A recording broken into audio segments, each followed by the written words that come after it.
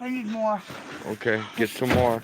I'm gonna, as soon as I get this set up, I'm gonna start working.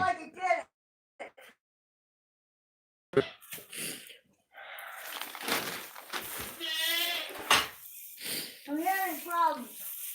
The hay I want you to take care of. Yeah. Or dump is back there. I know. I'll get that in a little bit. Let me go out and take care of the water first. Yeah, There's Rafa Kitty. Like knocking down maybe 2 or 3 bales and see how they look. Yep. Okay. Hey, public official observer, how's it going? I just gotta wait till you go out the gate so I can set the camera down.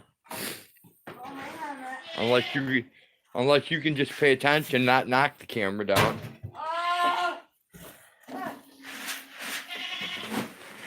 No guarantees, dude. Nope, no new death. What's up, Blind Straight? Chris Powers. Hey, I feel like these guys need more. Okay, well, let me set this down. Try to keep it out of the snow. And I'll go take care of water. What do you want, Peter? I'm missing a dish. I don't have enough dishes here. All right. Look out, dog.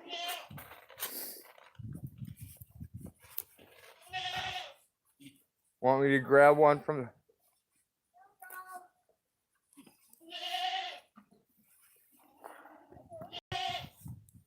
Dog, get out of there.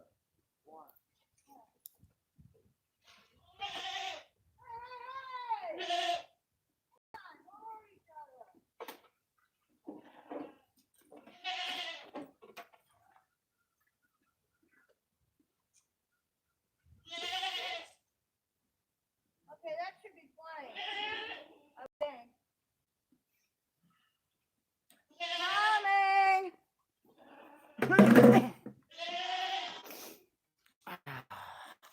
I'll try to be careful here. Okay.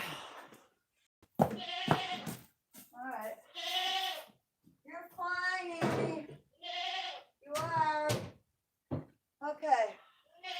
Yeah. I'm coming. Alright, give me a minute. Oh, good. I'm gonna dump this one. Okay. This ain't so bad. Here we go. Okay. Yes, my dolly. Here we go. There's some hay. There's some hay. Hi. Big kisses. Peter kisses. You're my big boy.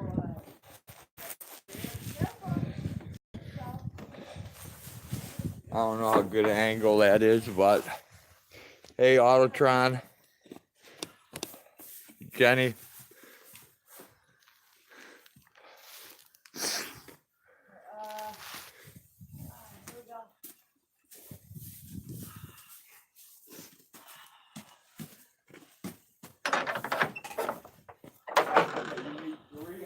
Hi, Kaylee. I think so. Okay. 3 should cut it.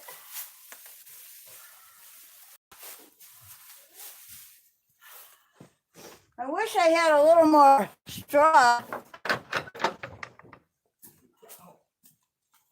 But, oh, I do have straw. What am I doing? I got straw. I'm okay. Hang on. Hang on, Kaylee. I'm coming. There you go, sweetheart. Look. A little more. Let's cover up the wetness over here, huh? How's that? A little better? There you go. Make a bed. Oops. Sorry.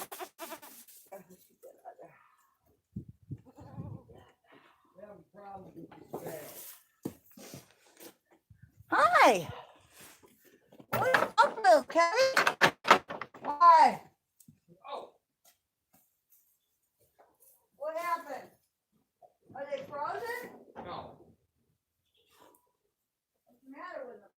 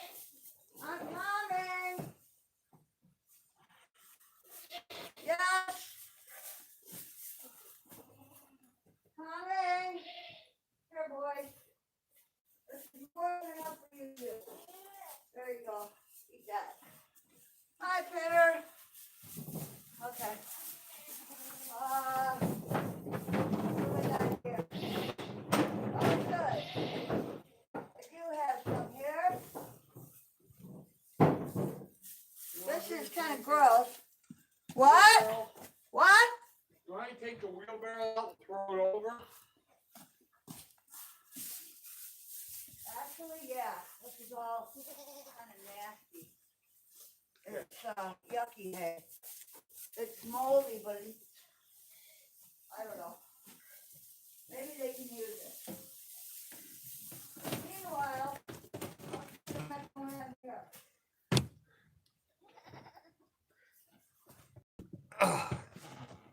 Come on. Jump it. Hi. What's the matter? Ah. Oh, it's so nice to What's the matter, buddy? I love all the things you say and do. You okay?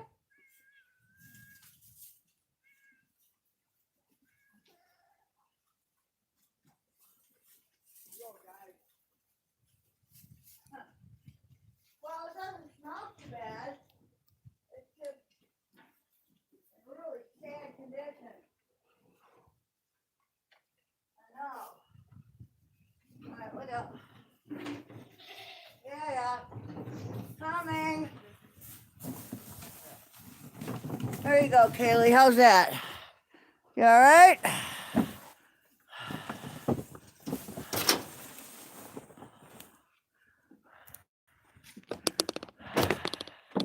Okay.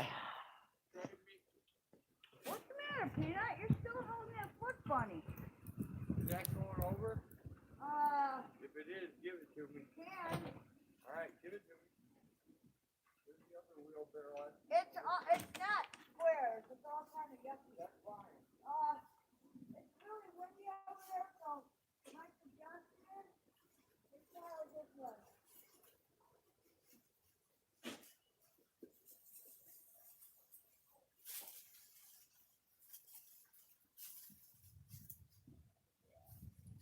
That foot don't feel good still, huh?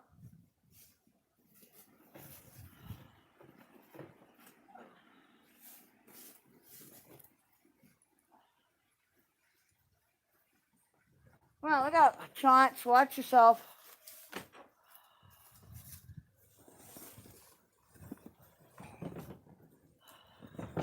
Look out, Nutty. Stay there. You're okay. Yeah, and she's gonna knock this over. She's trying to get in. Get in. Come on, Peanut. I know why she wants to get in. Her foot hurts. That's not why. Well, that's one of the reasons.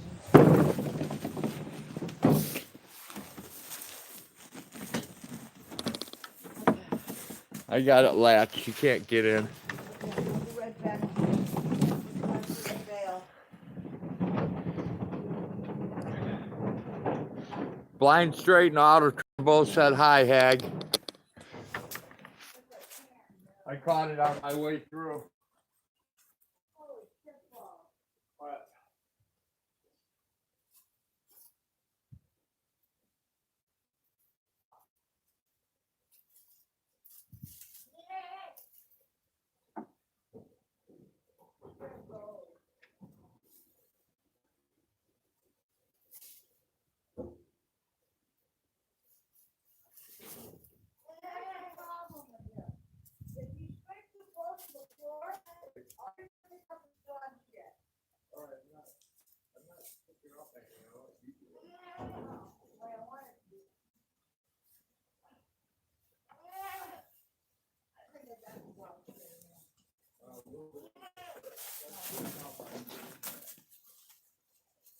That can all go over the front.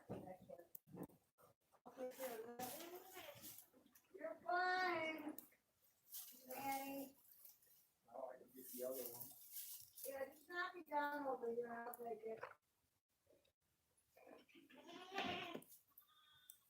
God, I totally wish that all of the bales were just like the ones that we went before, but they're not. Okay. Don't worry, Auntie, I Come won't back walk in. to that. Yeah. Unless you want to take this All that over the front. out of the way. You might as well take that. Okay. That's all gotta go over the front. Hey, Rafa Kitty. Chauncey. Big fat Chauncey. We gotta unlock the door. Alright. I'm gonna go get the hay ready for these girls outside there. Alright.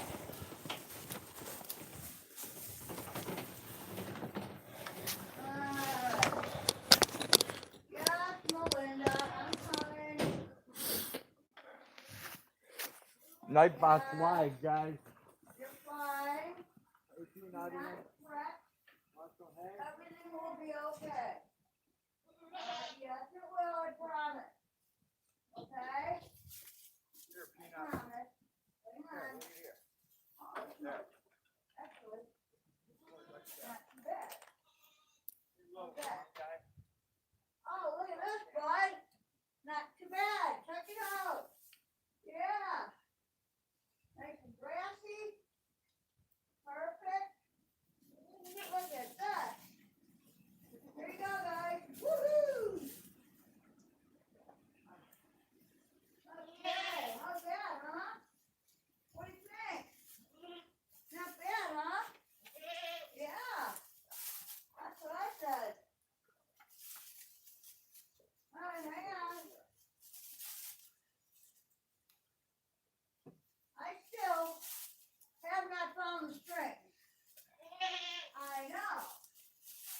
I don't know where they went. Do you? Know where they went? No, you don't know either, huh? All right. Well, somebody will get them. Look up.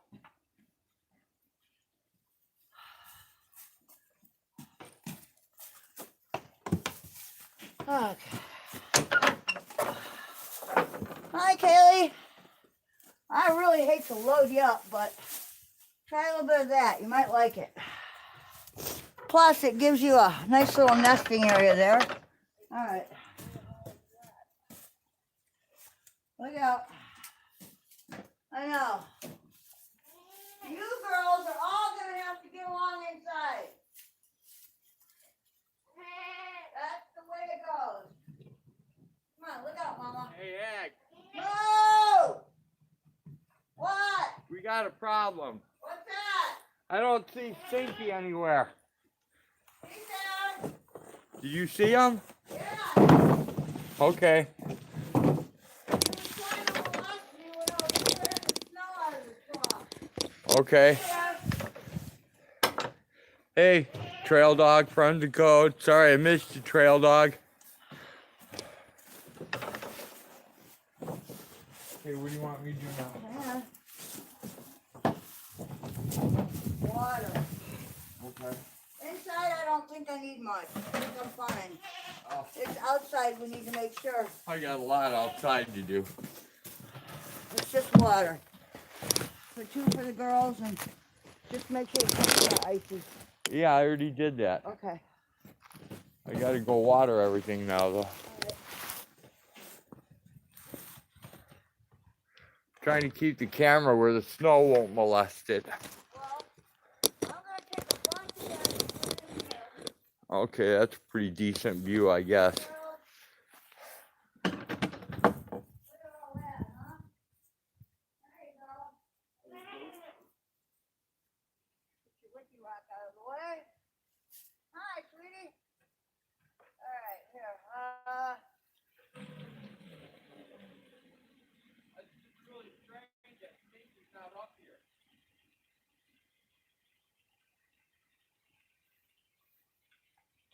He ate already.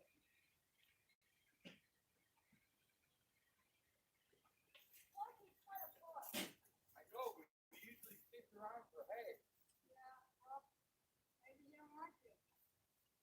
Coming down pretty hard, man. Yeah, it is.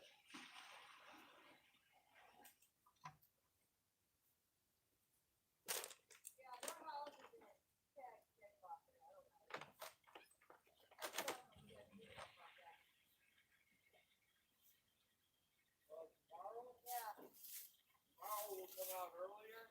we can bat them off. We'll throw some straw down there. Straw after the snowfall today.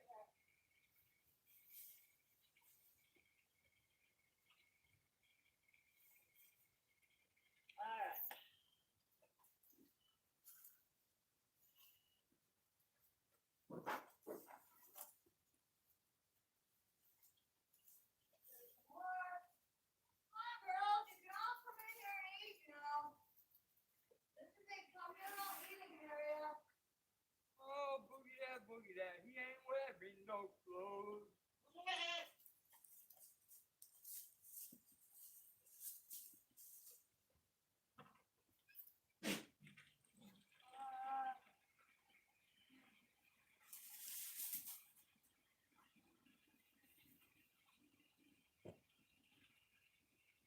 Come on, Polly, come inside.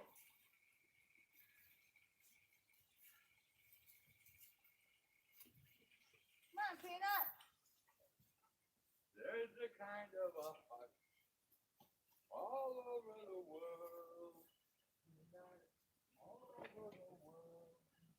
The sound of lovers and love. Of goatees begging for food. I'm coming. I can only do one thing at a time, ladies.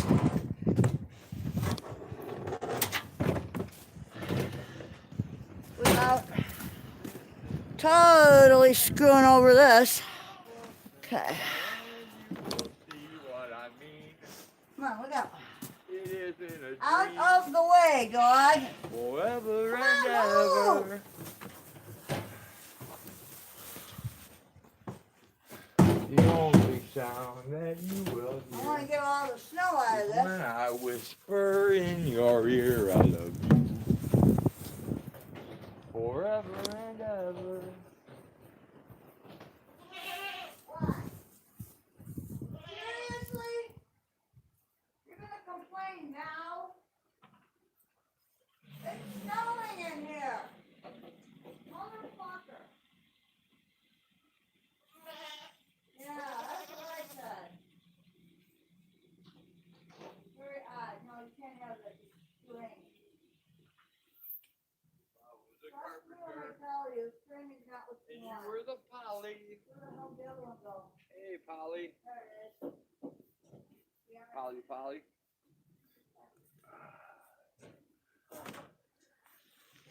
All right, I got the water. Ah! Ah! Ah! Got it. I think. All right, who needs water? I don't know. Not a whole bucket. I never need a whole bucket in here. Yeah, I know. So why do you fucking have one? So I have enough water to give everyone water that needs it. Move, dog. I don't know yet. Hang on. I keep telling you. There you go, buddy. You're done. Okay. She's fine over there. I'm pretty sure she's great. Well, Yeah, she told you.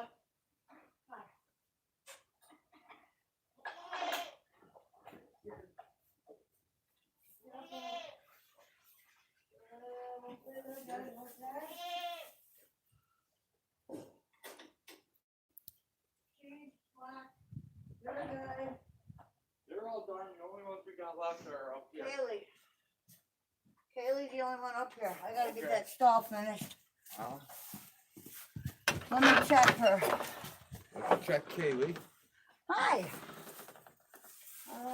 Yeah. Here. Here, Kaylee. Yeah, you're drinking a little bit of water because you're making milk, right? Okay.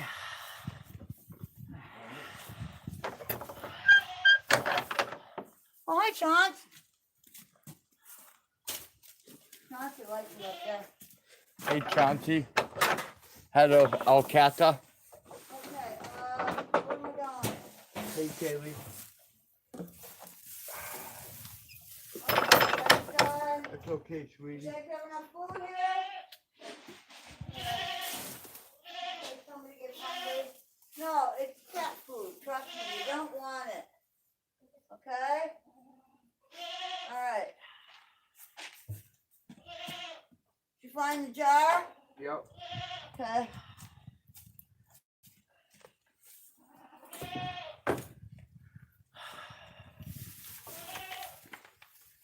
You want help?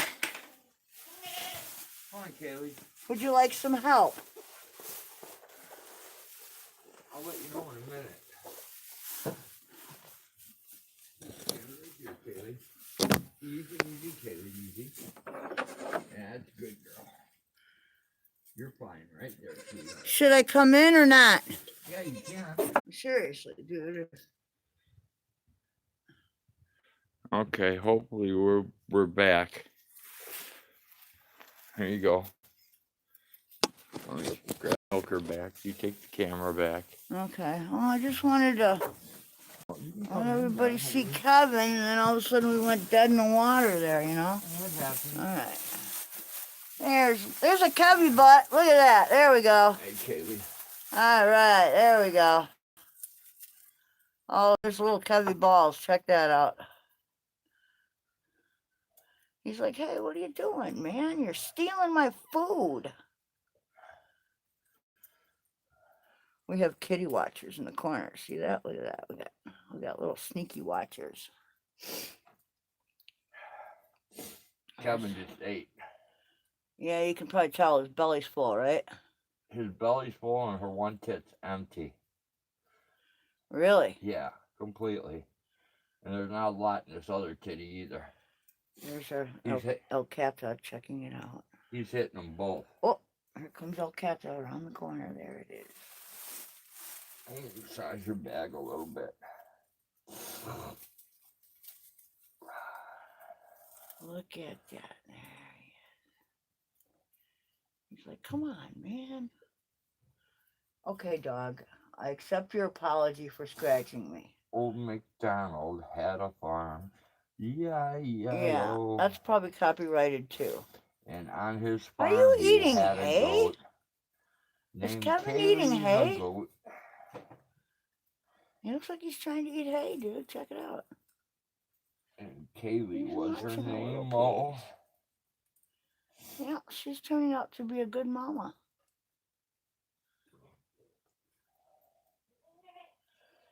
Yeah, she's not too bad to stand for milking either. Oh, well, her hormones are raging rampant right now, so she's probably happy to get the pressure off one tit.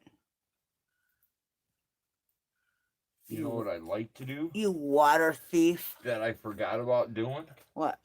I should have brought her out. An epi-shot? Or oxy shot, yeah. Yeah, to help her let this milk down better. And to clean out, just in case. Yeah, make sure she has a clean out shot, too. Yeah, well, because we don't have mom out there chowing after birth. Right? What you doing? What are you doing, Kevin? Is he eating hay? He sure is. Yep. There you go, Kevin. Hey, Kevy. What up, buddy? He says, no, I want to be by mama. Quit biting your boobs, buddy. You can't get milk out of my nose. Only I don't care. I'm going to bite you.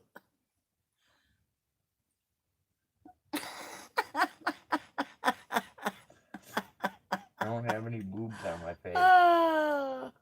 My nose is the best you're going to get, bud. What are you doing? What are you doing, Kevin? Where's my little buddy, huh? He says, man, this sucks. I was born on a warm day, and the next day it's snowing and freezing and how cold. Kevin was a man. A big man was he, but Stinky was bigger, so he ran real quicker up a tree. The goat tree. You're a weird little goat, buddy. He's very curious. He's a lot more outgoing than most little males. This is unusual for a little baby male goat. Especially hi, Kevin. To be around me. Hi, Kevy. What you doing? Ghostess and Gizmo were the only ones that crawled on me when they were small, remember? Oh, yeah, that's true. They used to climb on my back and my head and shit when I'd milk Melinda. Dude, I've had all these guys crawl on me practically. Yeah, well, they loved you. Well, I have food tattooed across my forehead. What do you expect? Well, you're the mom, too. So. I'm the mom. Hi, Striper. Boy, do you got hairy nuts there, little one. Holy shit. Kevin is adorable. That is for sure, Johnny. Are you having fun, Kevin? He's having a blast. I can't believe how good you are, goat. Kaylee.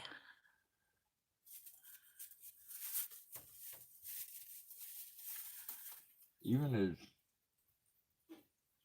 experienced as Melinda is getting milk, Yeah. she's more of a problem than this goat is. Dude, he's just having a blast. Look at him. Yeah, Jumping and running. I don't know what you're itching from. I put diatomaceous earth on the floor before I threw hay in here. I shouldn't have any kind of parasites or bugs. I doubt he does. Well, what was it, last summer we had an ant farm try to set up shop in one of these stalls. Right? And diatomaceous earth got rid of it real quick. Oh, check it out. He's checking out the hay. He says, I don't know what this stuff all is, but I think I'm supposed to taste it. I'm not sure.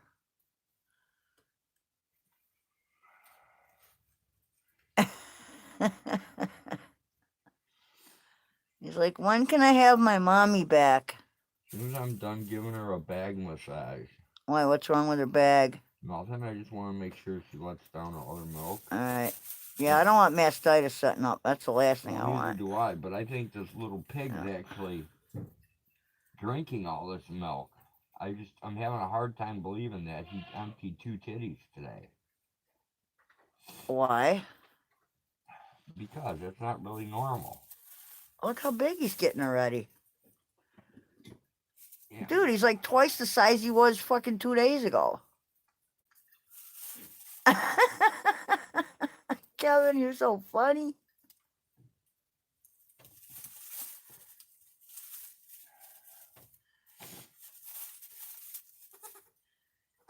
Let me see how full you are. He's full. Oh my God, you're about ready to burst. Uh-huh. That's why he's so energetic right now. Nobody told him he's supposed to take a few sips and lay down for a while. Dude, you're not supposed to drink that much milk. He says, I don't care. You're going to end up looking like Ghostess. Is that what you want? He says, I don't care.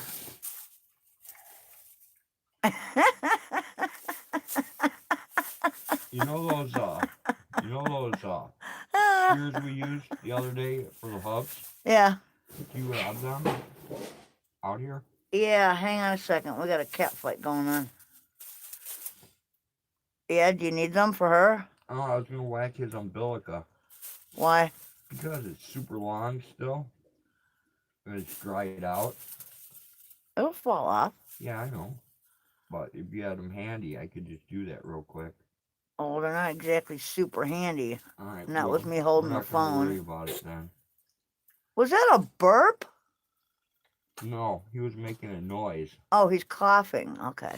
No, it wasn't a cough. It was like a little, kind of like a bark kind of noise. It was a weird goat noise. He's a very strange goat. I never had one quite like him before.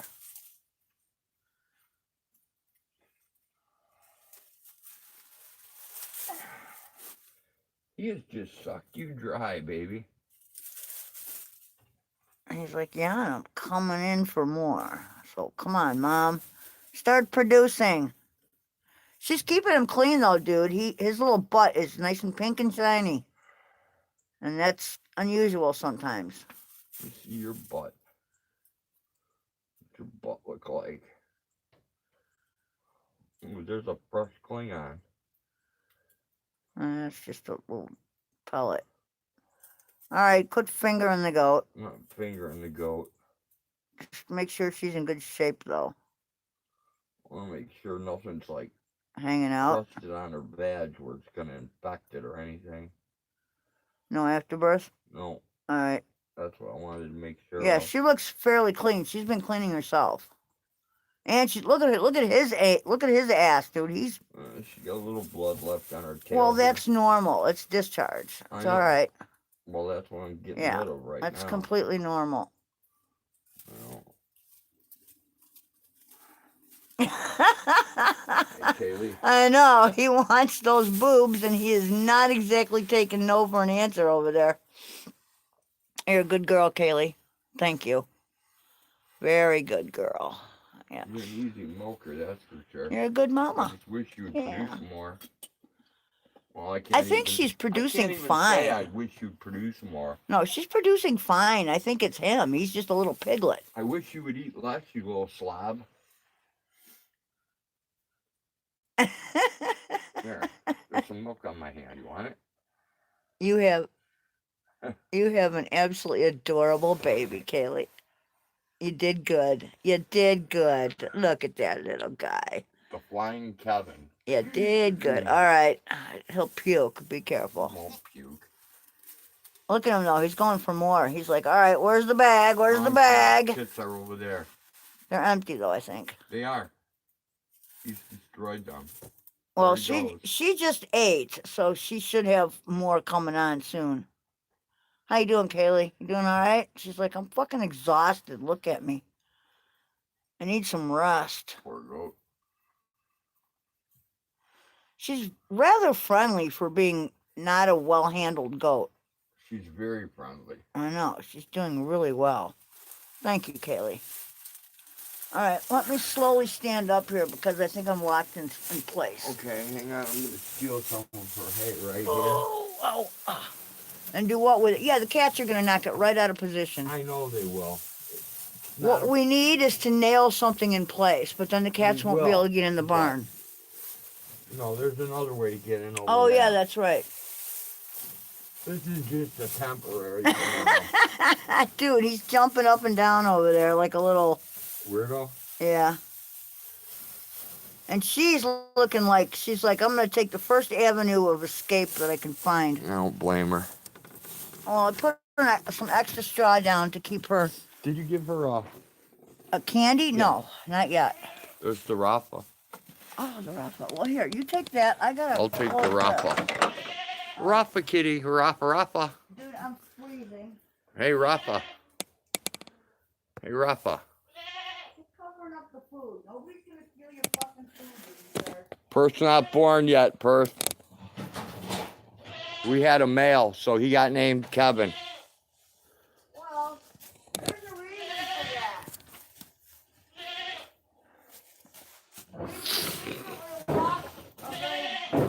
Dear friend. And since Kevin died, we named him Kevin.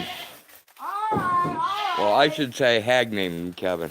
That's just a scapegoat. They're having a cow. Yeah, I know. Can you wait? They're all having a fit. Are you giving them candy? I have to give him one or he's busted out of here. All right, hang on. Wait a second. Table flash. Seriously? You picked the coldest day of the year to come out here and do this. Here, buddy. Oh, I didn't. Here. There you go. Alright. There's Kai. Neither one of these guys are going to take one. We'll just drop it then. And Here. we'll put it in their bowl. The dog won't take it unless you drop it. You want that? Probably take it if you drop it. You won't take it if otherwise. Damn it. Doesn't have to be in the bowl. It's got to be I near always it. try to get it in there, though. Okay, well, go ahead. Good job. He's going to go find it. He'll find it. He likes it. He loves candy. Here you go. Alright, let's do it. Alright. Fight over. I can't do this anymore.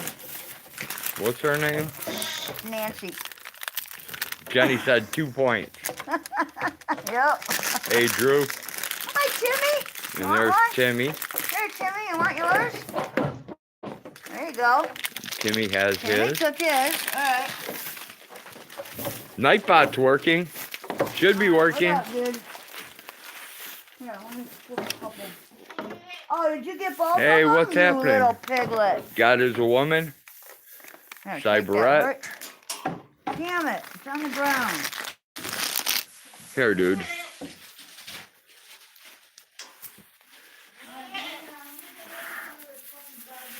Come on, you're driving me crazy. Get your feet off here. Here. Here, look, it's on the ground, goat.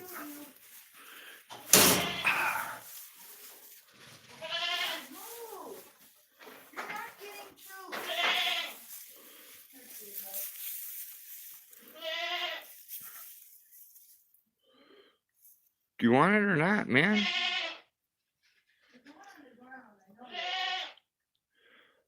Nightbot's not working? Try doing explanation, command, do explanation and then commands. See if it'll respond. Alright, dude, let's quit fucking around. Let's go. Come on, I'm cold. I don't want to be out here. If it doesn't respond, man, someone might have banned him. If somebody banned Nighbot, then he won't work. I'll have to check it when I get inside. Can you hear me at all? Yes, I hear you. Here you go, Stinky. I'm fucking cold. I want to go in. I hear you. I don't want to stand out here all day while you fuck around. I hear you.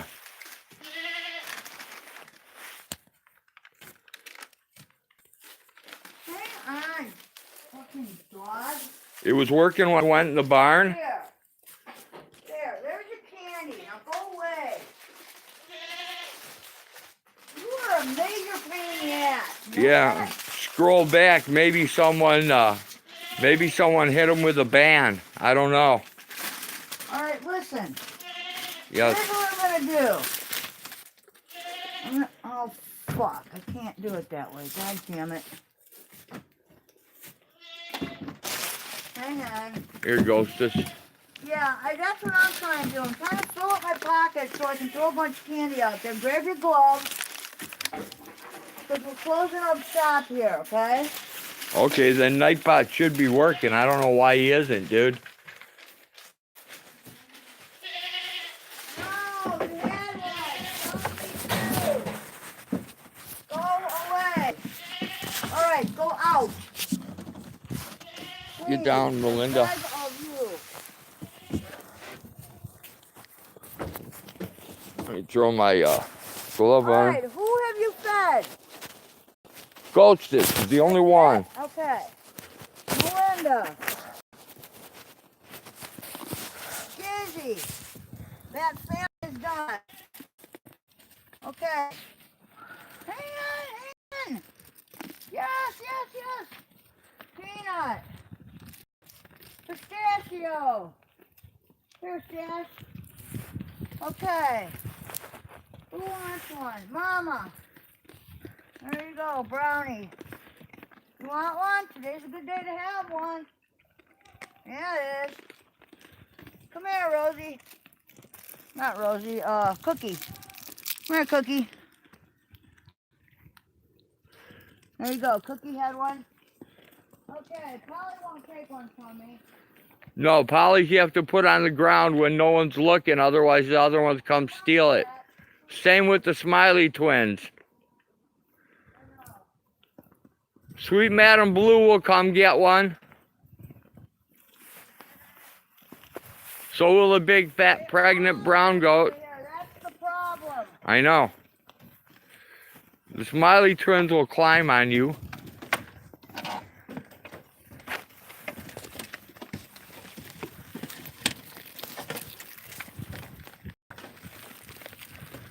Yeah, a lot of people have been losing subs, Big Tim. Come on! Fuck me! I only know that there's 2 goats in here that are God pregnant damn it. right now. Here's Stinky. Yeah, I'm throwing them out. I got Stinky distracted. You got Sweet Madam Blue? Sweet Madam Blue is done. Get off Okay. me, goat.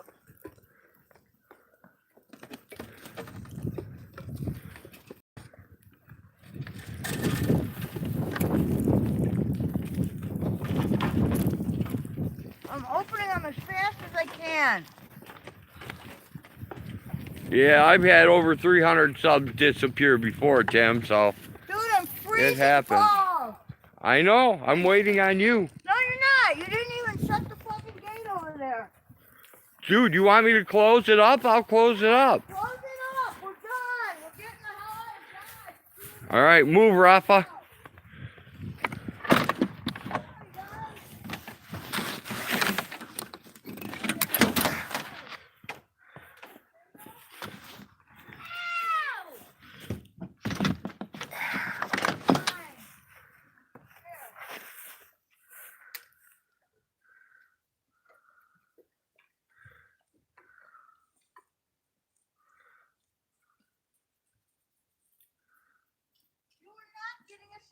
one. You don't need one. Here, big dog.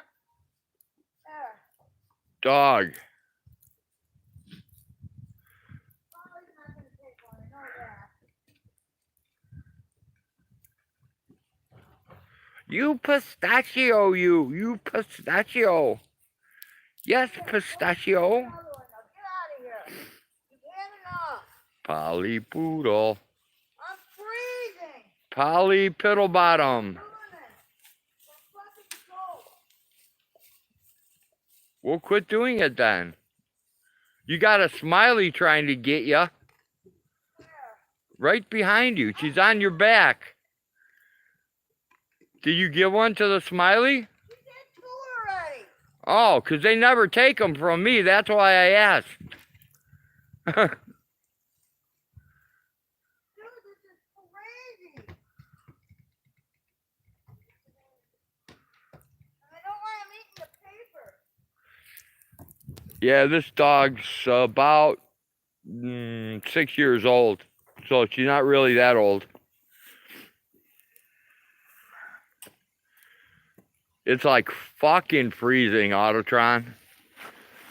With this wind, it is pretty damn cold today. Hey, Ghostess. Here, right there, on the floor.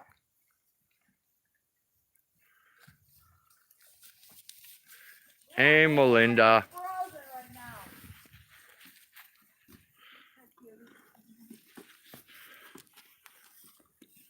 I like to see your boobies, Melinda. You got yours. Oh, you peeing for me? I'm not attracted to you, sorry.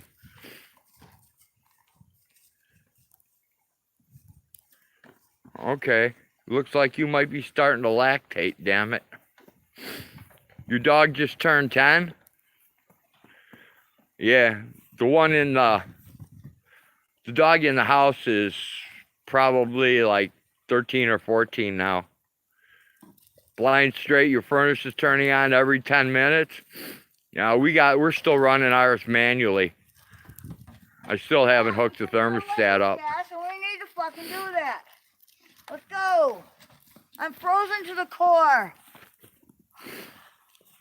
Oh There's my God. Chauncey. Can't believe I just did that for goats. I can. You're a crazy old woman. I love my goats. You're not even a crazy cat woman. You're a crazy goat woman. Yeah, cancer sucks. Yes, it does. Alright, see you guys later. I gotta go thaw out. There goes the Rafa kitty.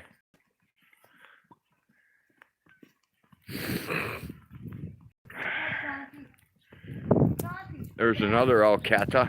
dude, do you realize that those eggs are frozen solid now? What eggs? The ones you left there? No, they're not frozen. Hard?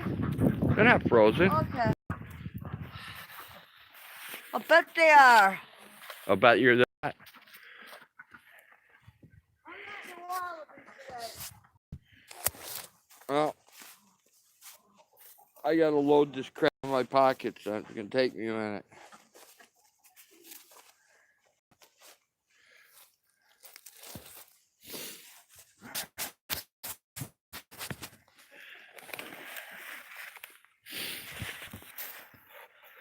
Yeah, get one channel going till you can go live on it before you start a second one.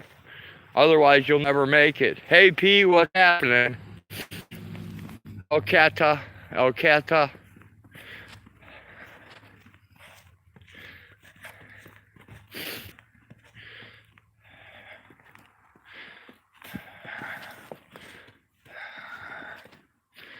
Hey, Bird, is it snowing up by you?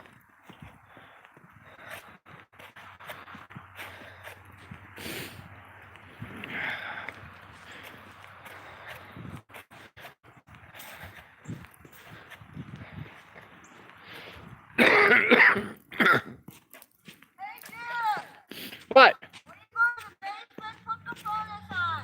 Yes, ma'am. Thank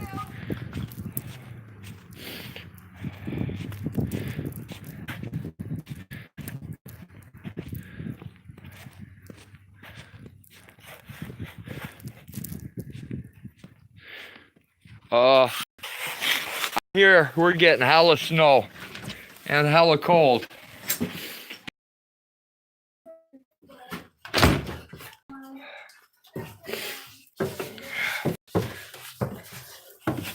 Or you can use an app to go live too. All right, ugly old man warning in 3, 2, 1. Ugly old man face coming your way. I gotta fire up the furnace and feed the birds.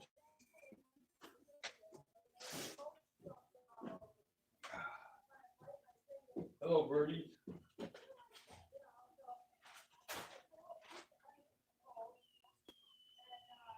I've been singing to you guys again.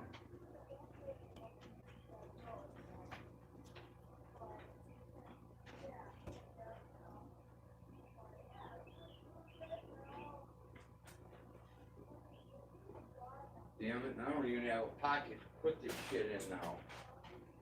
This sucks. Chicken eggs in the right pocket.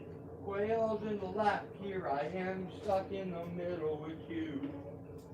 And I'm wondering what the hell I should do.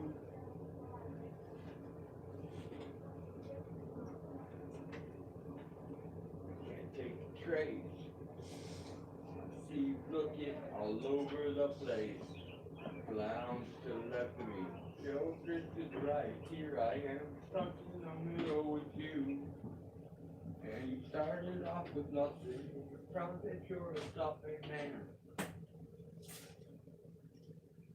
The quail slap you on the back and say, hee hee hee. Get down on your knees.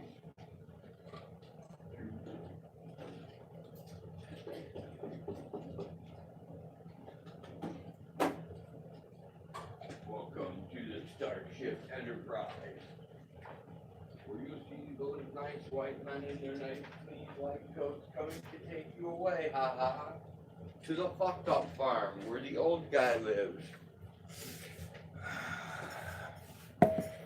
All right, let's get some glasses. Here we go. Oh shit, I can't see. All right, let's go unload.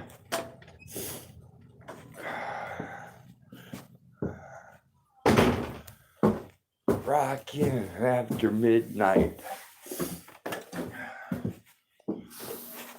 Oh.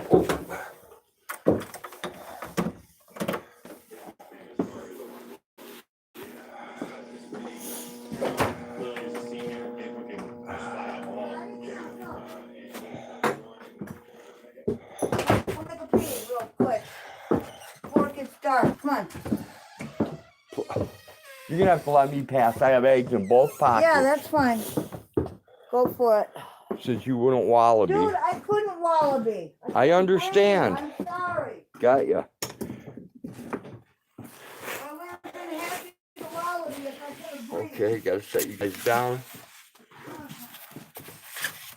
Eggs there.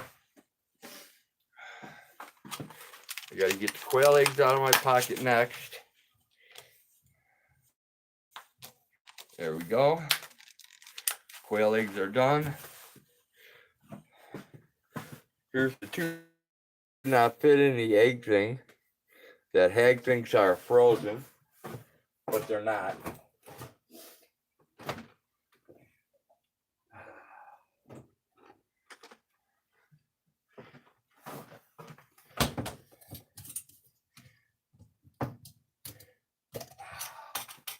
Let's add yesterday's milk to today's milk.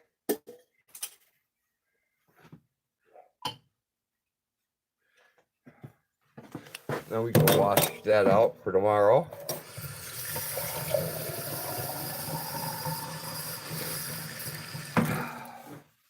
I know it's a pain in the ass, right guys?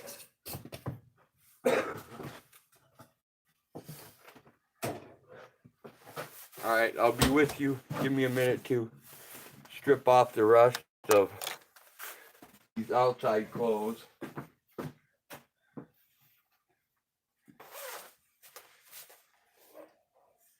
And I'm gonna have to find a stylus too, because I lost my pen outside doing chores.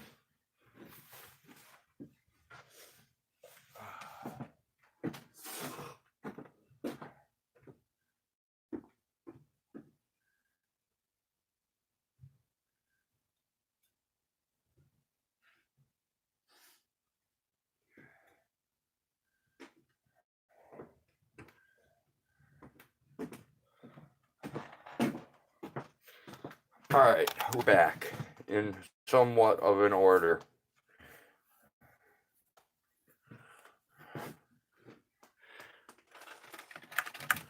Earlier today, I tried to pick these groovy glasses up with gloves on, and this is what happened. They broke into two pieces. Go! Thank you. Holy shit balls. Oh.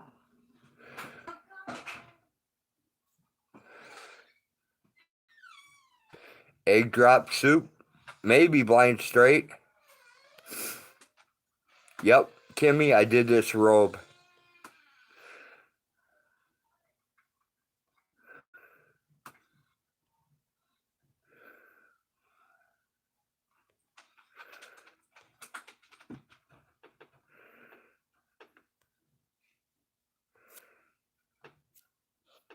How much snow right now, Amish? I don't know, we probably got about 3/4 of an inch so far. JB Weld'em. Actually, I don't know what the frame's made out of. Maybe I can braze them. I don't know what kind of pig metal they're made out of, though.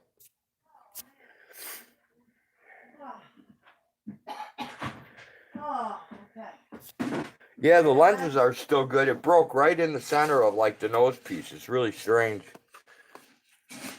Usually I end up either breaking the earpiece off or, I'm coming, Rosie. this is usually what happens. Alright, get undressed, put your shirt away so it dries properly. I am undressed. I beat you, haha. Oh, you did. Okay. Oh my god, dude. I got seriously bit by a goat. Tyler says super glue 'em. Look. I got bit by a goat. Yeah, you did.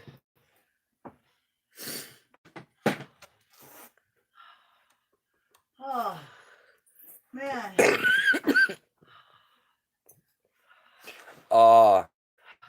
Fingers crossed for a job offer, Amish.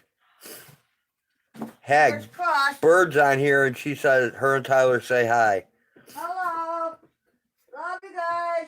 All right, give me a minute. I'll go check on Nighbot right now.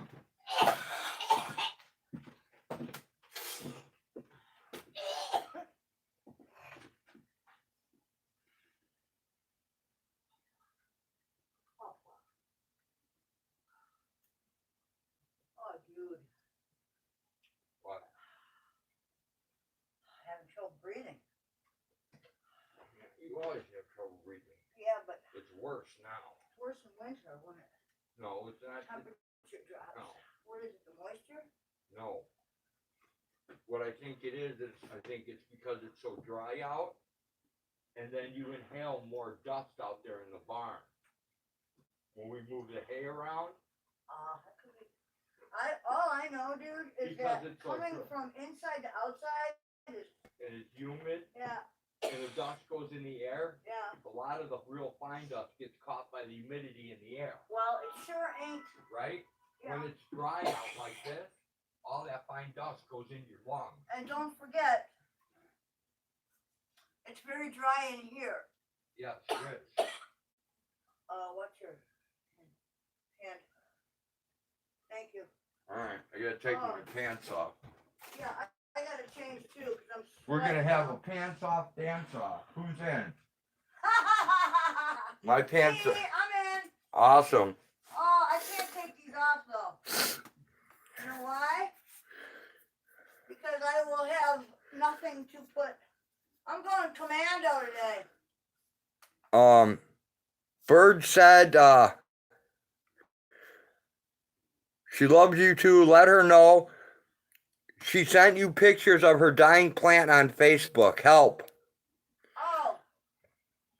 Okay. Jenny, I'm waiting for my computer to boot up right now. As soon as it boots up. Tell her I just got my computer back. As soon as it boots up, I will go check on it. Bird Hag wants me to tell you that she just got her computer back up and running. Yeah, it was dead for a while there. So now she can actually see shit on Facebook and stuff. I can tell her. Friends and code too. Let's get them closed. It's the same plant that she was talking about before, right? I don't know. Ask her. Okay, it's that same plant that you sent a picture of before, right, Kim? Okay, it's called a pothos. That's its common name. Potos. Pothos. Those things actually, you can root them in glasses of water in a window. You can take a piece, like with a leaf node, a couple leaf nodes on it, and it will grow in a damn fish tank, a freshwater fish tank. It's a very simple to grow plant.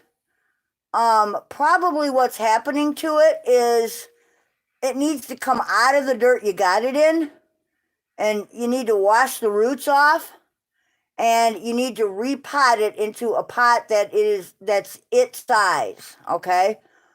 A lot of people think that a pot or a plant needs a gigantic, the bigger the pot, then the more room to grow, and that's not necessarily true.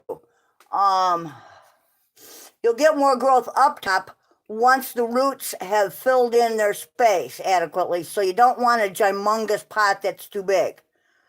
Gauging by what I saw in the picture, you're probably going to want maybe a 6 to 8 inch.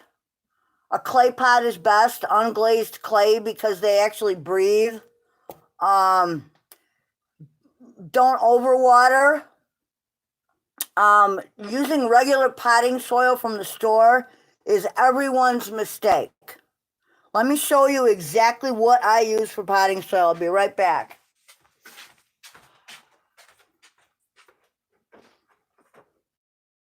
Okay, here we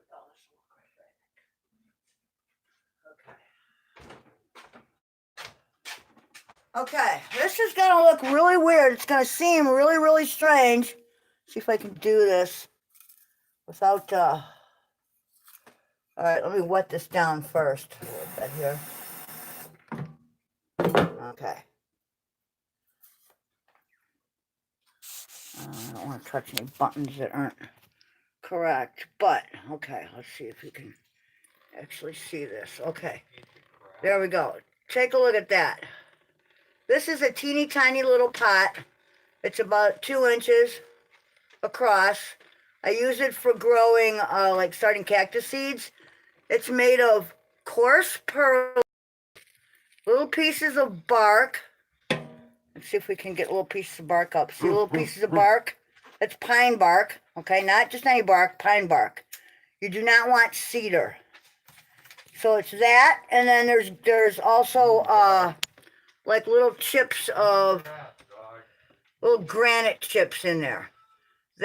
You want something like, if you can go to like a garden that sells medium for bonsai, for growing bonsai, that's what you want, okay? That's what you want. For almost any plant that's grown inside. The key is in giving it the amount of water that it needs. You want to water thoroughly, let it drain out the bottom, wait about 5-10 minutes, do it again, and let it drain out the bottom, set it in its saucer, and you're good to go. Never water the leaves unless you're wiping them down with just plain water to get the dust off of them. Why don't you just send her some shit in the mail? I can send you some pre-made potting mix in the mail. I can do that for you. A huge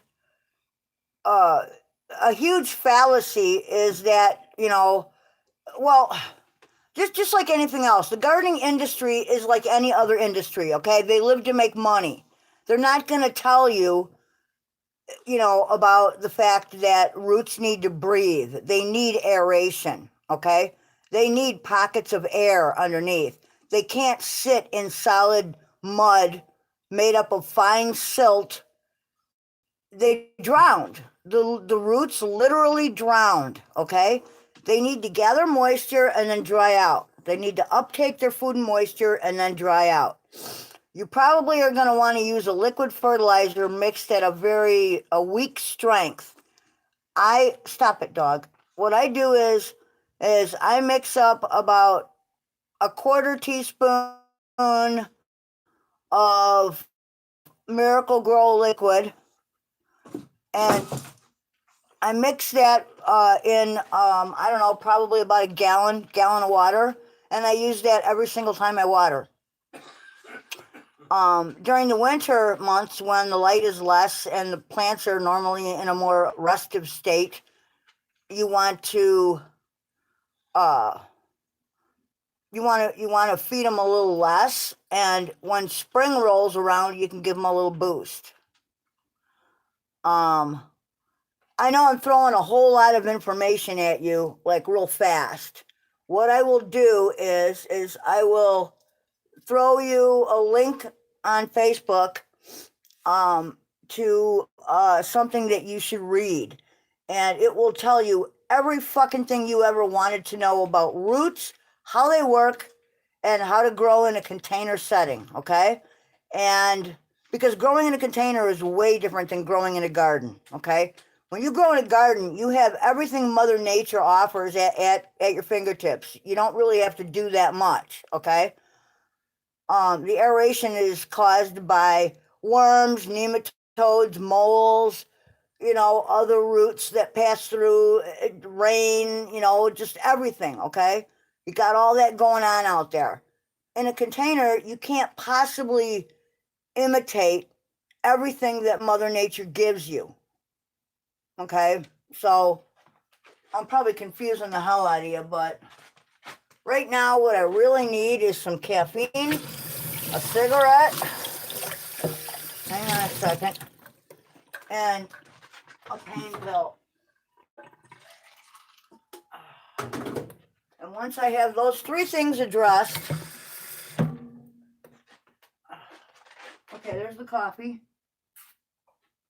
Oh, it's a little hot. Ow.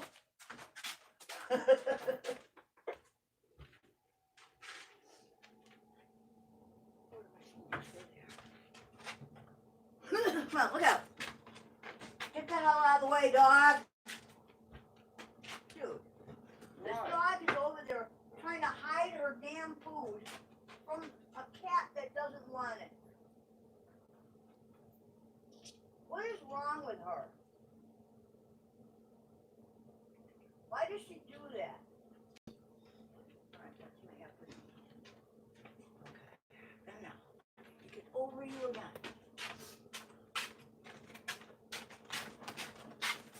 Okay. I'm gonna send you to a link to some really great information. I'll do that through Facebook. And it's written in layman's terms, meaning that even if you don't read that well and you don't really understand science that well, physics are physics, okay? They don't change. How water behaves in this soil, in this pot, isn't going to change, okay? You do it the same way. That's just basic physics, okay? How the water reacts, how it goes in, wets everything down, and then drains out the bottom, okay? And the information that I will send you will tell you the reasons why a plant has roots, what their functions are, and it's very simple. Stability, as an anchor, basically. The second thing is to help it uptake moisture and food. And the third thing is, hang on, it'll come to me in a second. Smell my underwear. Smell your own underwear. Well, that's what plants do. Anyway, there's like 3 things that roots are, what their purpose is. I'm still coming off of a harrowing goat peppermint experience Hey, where I nearly got mauled. What? ask Johnny to try Nighbot. Jen, try Nightbot if you would, please. John and Johnny are 2 different people. Oh, Jenny. Sorry. Well, I don't know these things Well, yet. I'm learning. well, that's why I'm teaching. So anyway,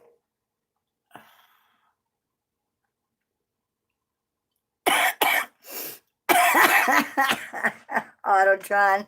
Wait, we didn't get an ugly woman warning. I'm trying to grow my bangs out. Give me a break. I got them clipped up here. See that? Okay. You're hilarious. They get the enlarged, That was great. That was funny. I loved it. they get the enlarged nipple warning. But anyway, basically, okay, there we go. See, Jenny knows too. Do you agree with me about a more gritty, aerated soil mixture? Does it make sense to you?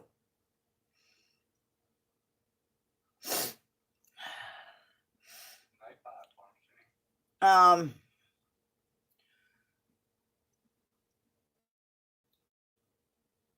Because basically, I mean, think about it. You know, you can take an amaryllis bulb and grow it in a decorative, you know, candle-looking tube with glass marbles, you know, and it will grow.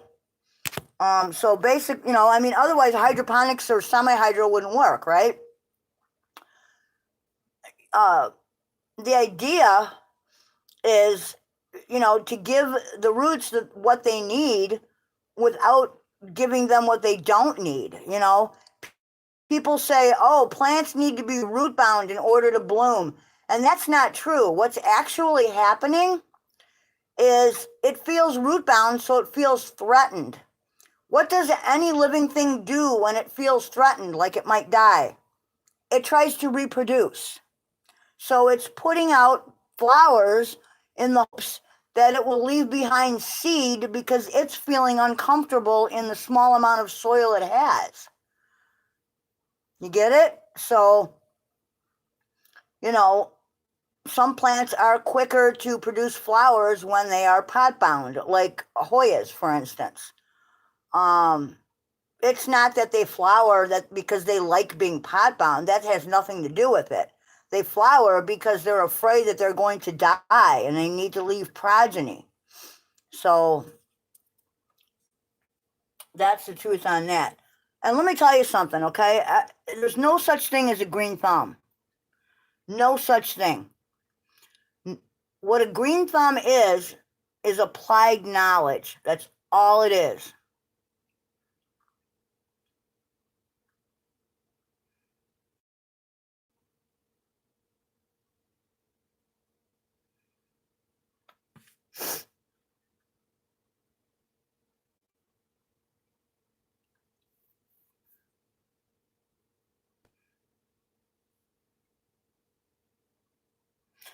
Well, roots don't actually absorb light from the sun. That's the stem and leaf's job. That's why they grow leaves.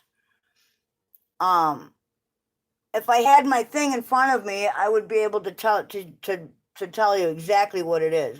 But basically, it's for anchorage, for support. And you notice that, you know, there are plants that grow on other plants, like orchids, for instance, you know. A lot of orchids and I can't think of the word right now, but epiphytes, basically. They grow like in crotches of trees, or you know, on in the moss on a branch of a tree. So that's its host tree. What? They grow in the pubic hairs of old women. No, they don't. If they do, you got problems. Has Nighbot returned to working? I was actually hoping to do that very thing. There are some other people out there. As a matter of fact, somebody today on one of my message boards turned me on to a YouTube channel. Tommy Brown. But there's just what I should do is print out the information I have so I can read some of it, and then anybody who's interested would be, I can actually gather my thoughts, and put it into perspective instead of having it all kind of jumbled up the way it is. Damn it. But anyway, what I make, and you can do this in different ratios, and you learn to do it. You learn to do it as experience teaches you, but there are two recipes for the basic soil that I use. One is called the gritty mix, which I use for indoor plants, and one is called the 511 mix, I believe, and it is used more for like container plants that are grown outdoors. And each one contains a different ratio or a different size of the same basic ingredients, okay? And you can substitute ingredients if you like. But buying Miracle-Gro potting soil or generic potting soil or Hyponex potting soil or whatever, and it looks like mud in a bag, basically, it's junk. Don't waste your money. Don't even bother. You can, if you don't want to water that often, but you're never going to get the optimal growth and flowering that you could get if you actually spent a little more time, So basically what I use is Reptibark. It's actually bedding for reptiles. And I buy the small bags because for some reason the pieces of the fur bark are smaller. You can get fur bark from other sources. And if you can, and you can get it, in larger quantities, smaller pieces, that's great. You can also make your own sieves out of different size, like mesh cloth, like screening, to gain the size that you want. You can use, for the stone, I use Mana Pro chicken grit, and not the oyster shell, because that's salty. We don't want that. We want just plain old granite chips, and those work for me. They're about the size I need. You can use cherry stone, you can use lava rock, use, there's a million different things. You could turfus is another great one. And then coarse perlite. And again, what I do with the coarse perlite is I take it through a sifter, and I sift out all the dust and all particles that I don't want, okay? If I want more moisture retention, I may take a handful of something a little finer and mix it into the batch. And I grow everything in the same mixture, whether it's a cactus or an orchid or a bulb or whatever. It doesn't matter. I grow them all in the same mixture in containers. Even my vegetable beds, when I use compost, I always try to get the tree trimmers in the area to dump off their chippings in my yard, because that way I can let it compost for about a year or so, and I can start digging out from underneath that and adding it to my beds, and those little wood chips will help to add aeration to my beds. So especially raised beds, which is kind of a form of a container. But, Mother Nature has an entire army of worms and nematodes and fungi and bacteria and, everything else that help to turn, decaying plant matter into usable food ready for uptake. That doesn't necessarily happen within the confines of a pot. It just doesn't. So, and with this kind of a rough mixture like this, I only have to down for the pine bark part to break down. So I don't necessarily have to mess with it that often. It does need to be watered more often, that is true. But if you start, when you mix it and you start, you make it nice and moist when you make your mixture and you keep it in a covered container. Actually, I usually make about what I need to use, and anything that I have extra, I just pitch out in the garden. But, and also when I repot, I take anything left over and pitch that out in my compost heaps too. But, well, and that all depends. Coffee grounds, there are certain plant types that like a more acidic,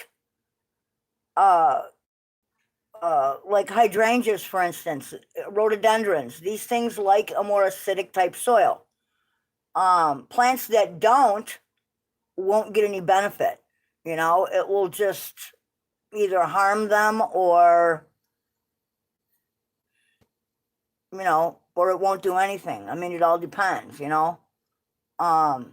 But like I said, there's a world of difference between growing in a container and growing in the garden.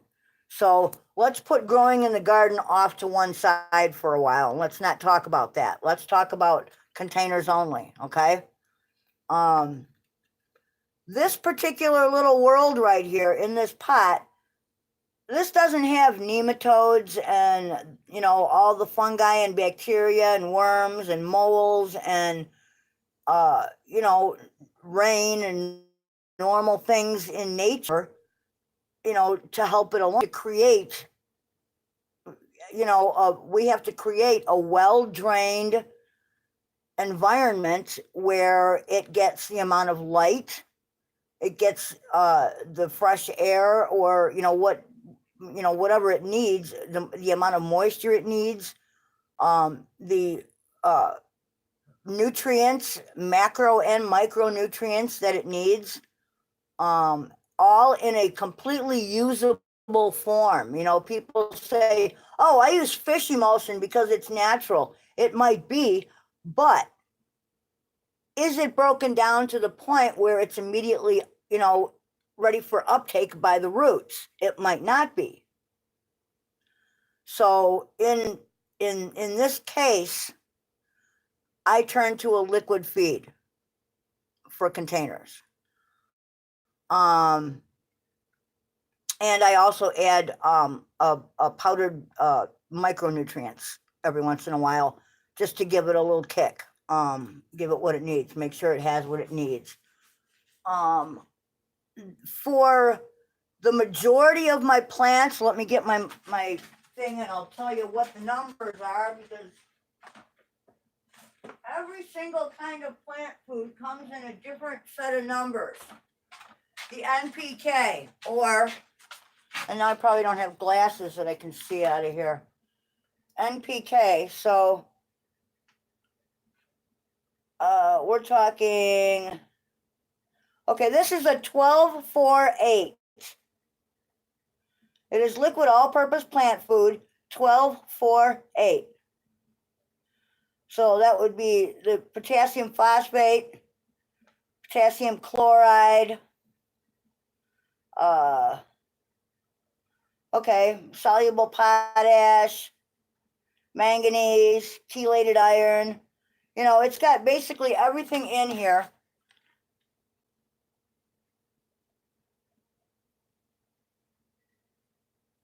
that it needs. You actually do not need, like, they try to sell you all these,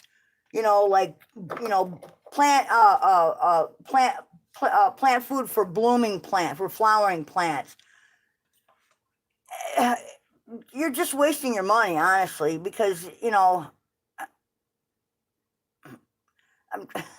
like I say, the gardening industry is no different than any other. They're in it for the money, okay?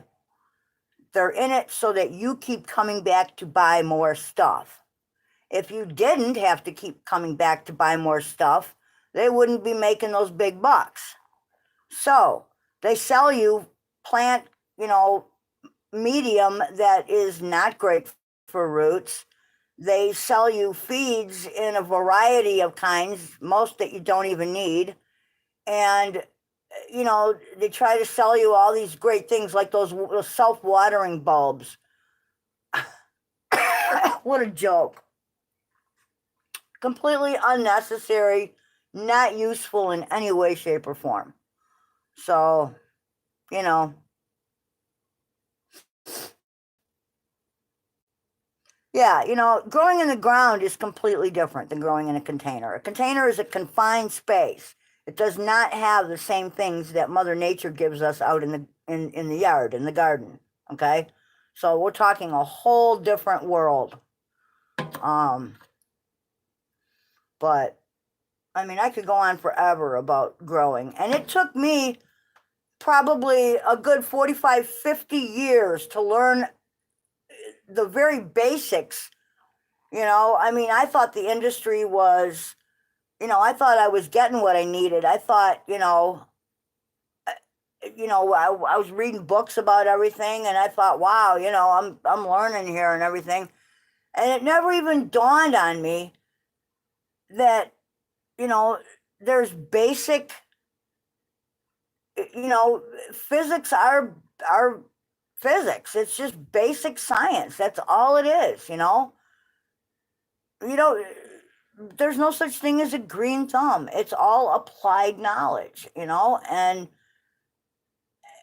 you know, listening to the guy that's trying to sell you a bag of potting soil, he's probably not the best person to listen to, you know. You need to do your research just like, you know, with anything else. You know, and it took me a really long time to find the right knowledge and apply it to my satisfaction and to the plant's satisfaction.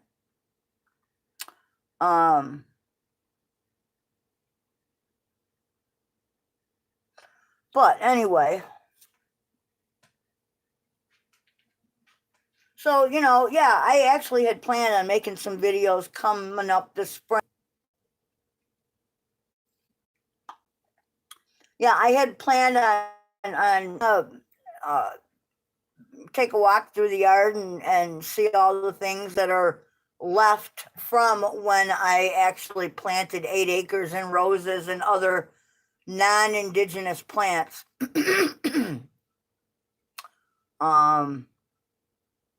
I want to show you the flowers on the pawpaw trees, which are bizarre to say the least, but so cool. You know, there's so much to see out there. I've still got like, oh, you guys are gonna love this one. Autotron or Second Son will love this one. I got naked ladies out there, dude. I grow naked ladies by the dozens.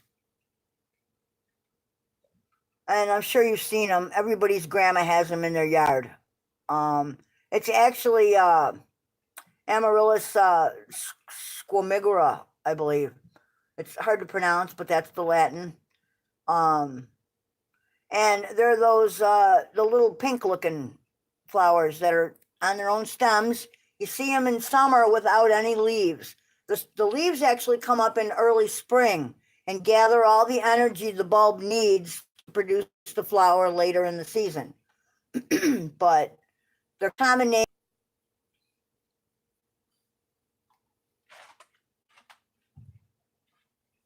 Don't worry, Kim, Birdie P. We will get you hooked up with everything you need to know to grow decent plants. If you're in doubt with that plant and you really want to save it, take it out of the soil, wash the roots off in tepid water. Tepid meaning room temperature. You don't want to shock it. And you know, put it in a jar. Put it in a jar of water, and while you you know, gains a little bit of information, and you know, I'll help you, you know, pick out the right size pot and what you need to, you know, grow it properly and feed it and water it.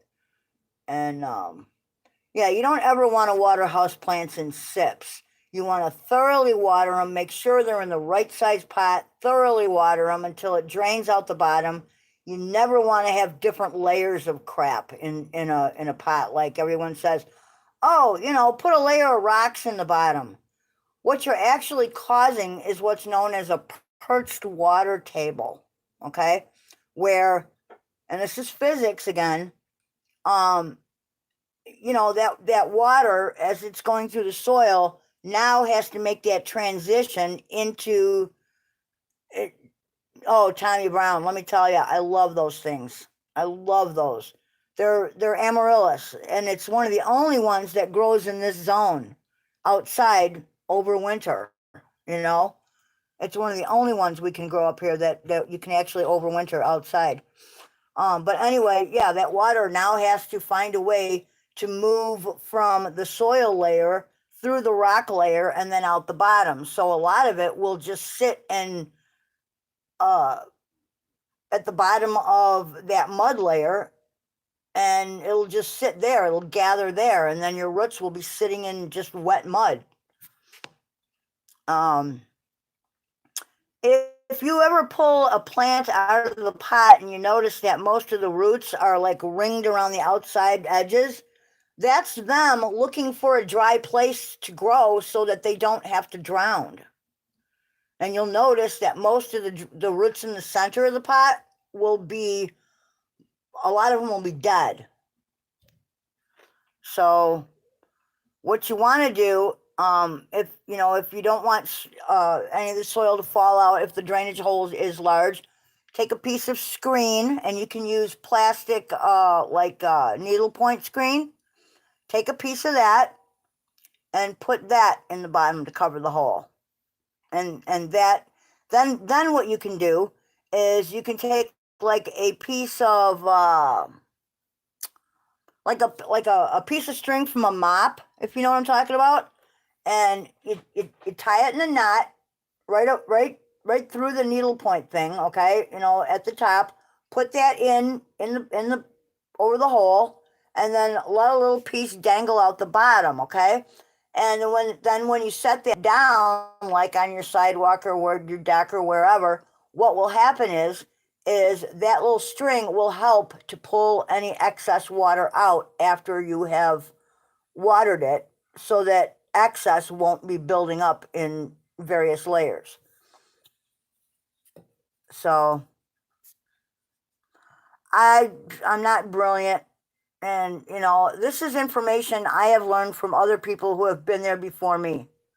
Okay, I'm just passing it along. Knowledge should be freely shared, and it has taken me a very long time to gather the knowledge I have, and I am most eager to share it so other people can, have the same kind of enjoyment of plants. It's no fun to buy beautiful plants and only to have them die because you either got bad advice or something you read didn't tell you what you needed to know, so, you know, I I would have loved to go on to college in horticulture, um but I did not go to college. I did not have the wherewithal, and I didn't have the cash, and knowing what college costs. Good God, I don't know how people do it. I really don't. But many moons ago, after we finished planting about, well, the 8 acres surrounding the house with perennials, and these are all beds that I double dug by hand and amended.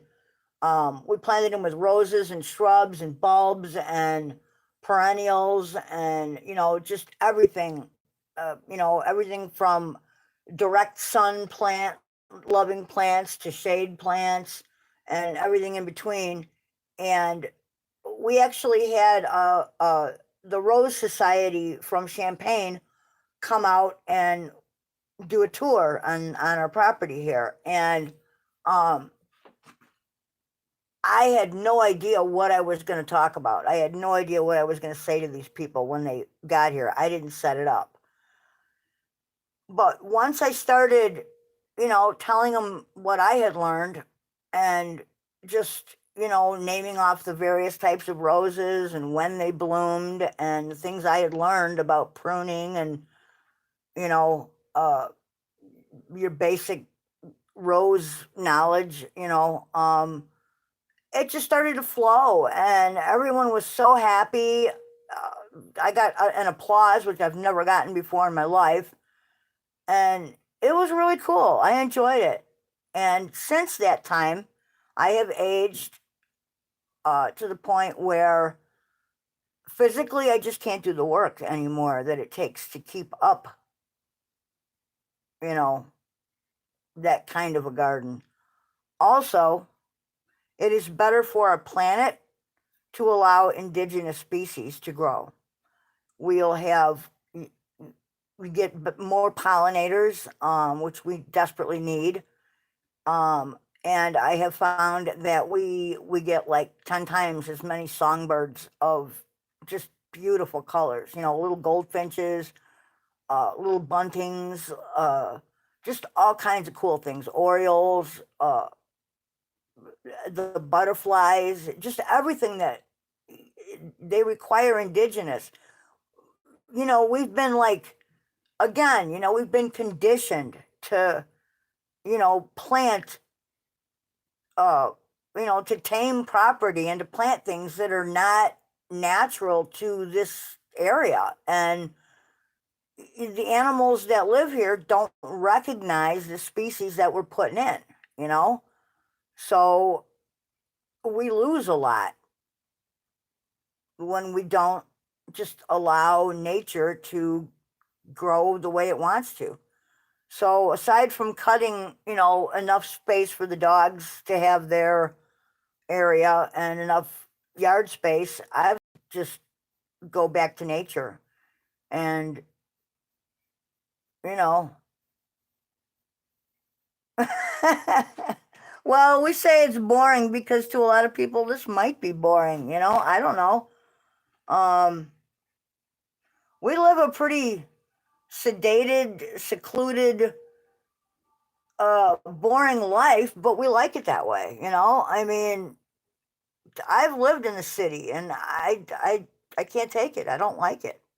I don't like that constant hum of human activity. It's not natural.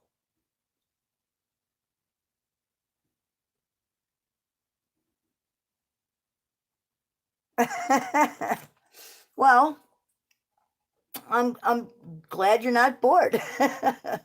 um, but anyway, yeah. So this spring I plan on making some videos once I start, you know, getting back out there. Spring is my favorite time of year.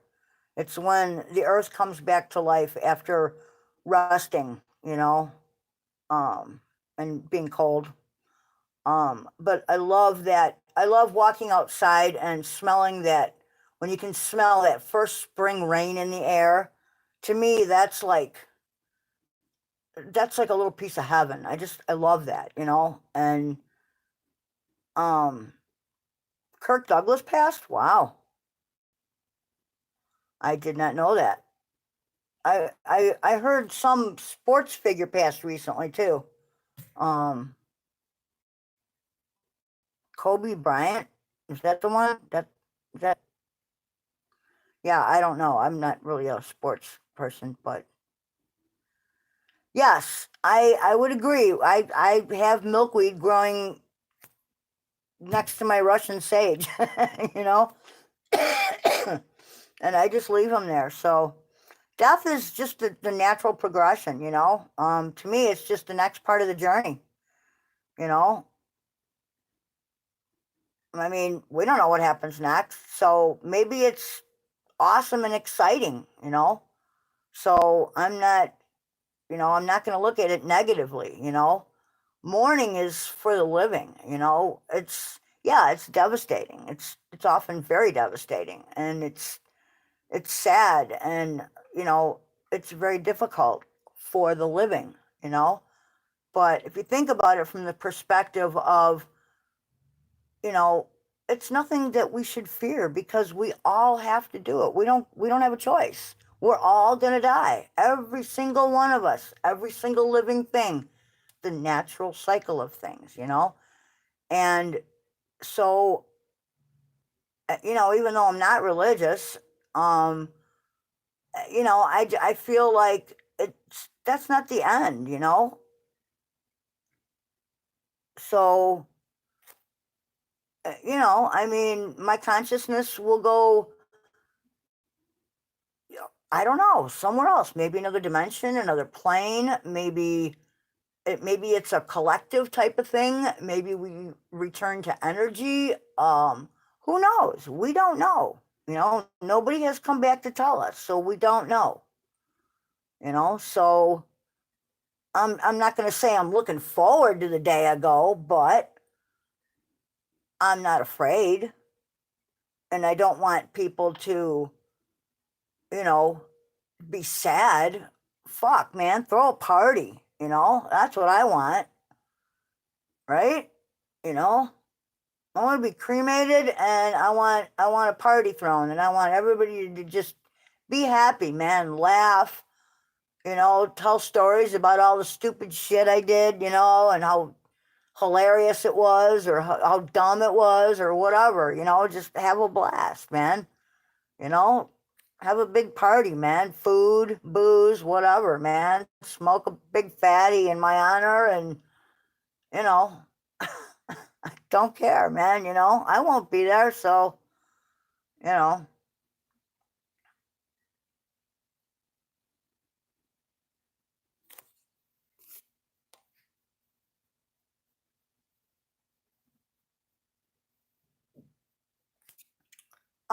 Tommy Brown says, tell Rod that the shelter needs eggs.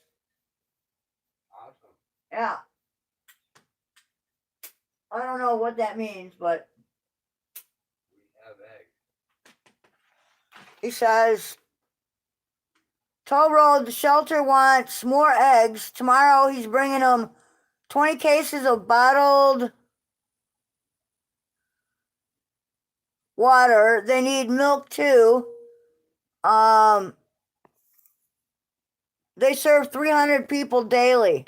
Holy crap. Cool. We can help out with the eggs.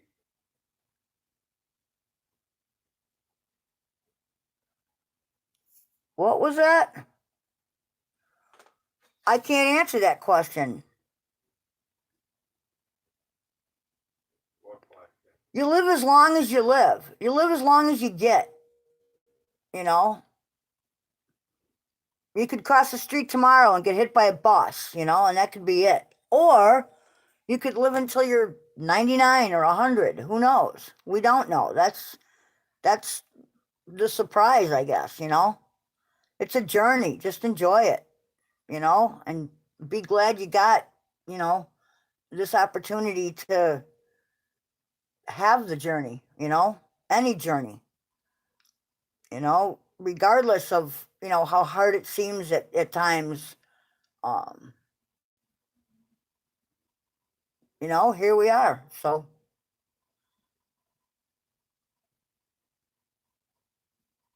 well, that's what they say, but that's organized religion. You know, we don't know that to be a fact.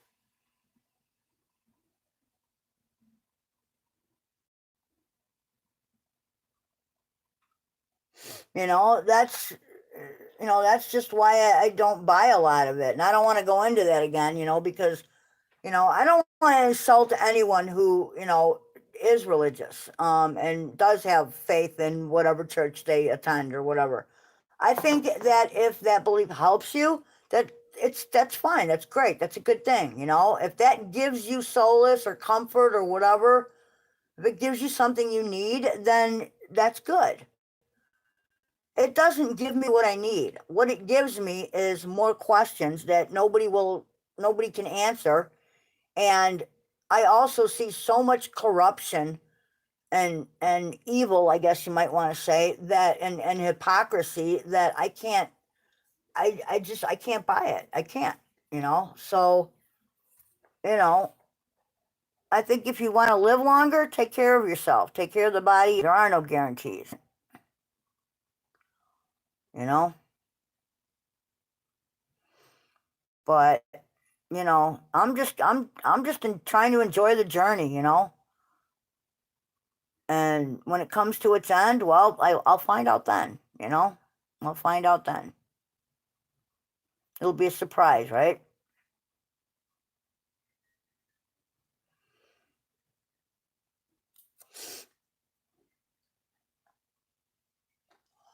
Well, energy doesn't dissipate, it just changes form. So I guess you could say we live eternally.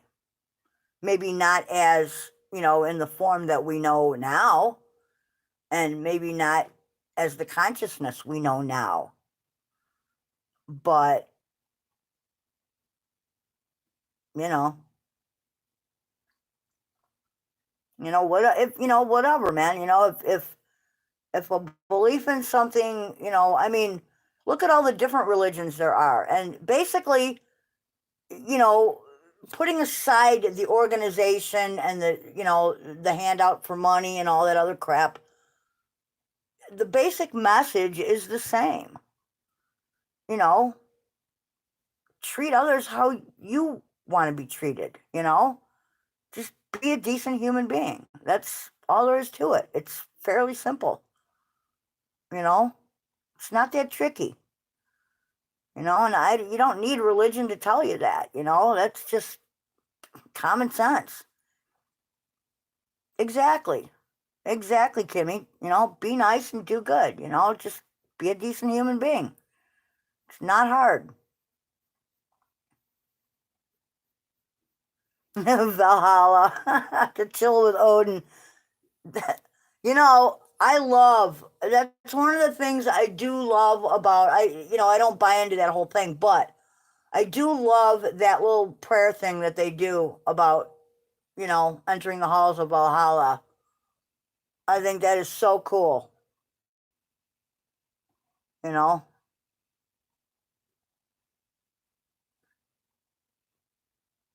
Just like, my dad's favorite prayer, he was Catholic. His favorite prayer was, the one everybody knows. Alright, I think I got it fucking fixed, finally. The Lord is my shepherd, I shall not want. That one. That was his favorite one. And I always thought that was kind of cool, even though The dog is my shepherd. I don't, buy into the whole thing, and I might twist a few of the words, but, because I'm not afraid of anything in the valley, let me tell you. I am. I'm top of the food chain, baby. I'm afraid of stuff in the valley. What's that? There might be some guy pissing in a bottle. With his wee willy winky hanging out? Yeah, that could very well be. But, no, death is death, man. We're all gonna die. So, what the hell, and we don't. The only people that get to choose are the ones that take themselves out, And I don't find that to be. Spike says, so you are a spitter, Jenny? I don't find that to be such a bad thing, I think that there are a lot of cases where, this particular part of the journey is just unmanageable for some. Now I get it. I don't know how it could possibly be illegal to commit suicide. What are you going to do? Arrest the corpse? It doesn't make much sense, does it? I believe assisted suicide should be legal. I believe if you have a good enough reason that you should be assisted by a doctor, because I don't think a government or the law or any other authority gets to be the one to tell you that you have to. It's none of other people's business what you do, yourself with your own body. So, that's up to you, So, I mean, I find it sad, but again, there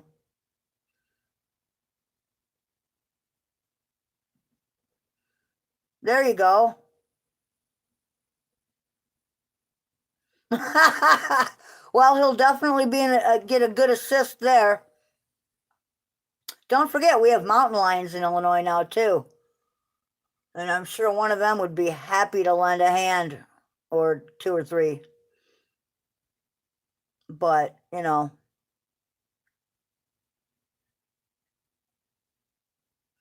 yeah, that poor bear. Boy, will he have indigestion.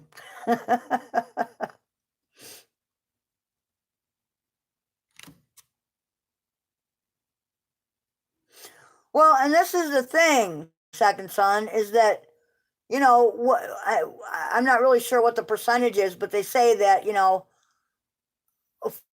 for as complicated as our brains are, we only use such a small amount. You know,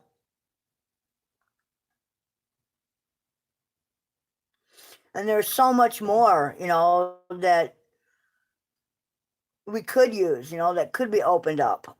Um, I think psychedelics could help with that a lot. That and meditation. Um, well, we don't know. We don't know. But here's something I've always thought about.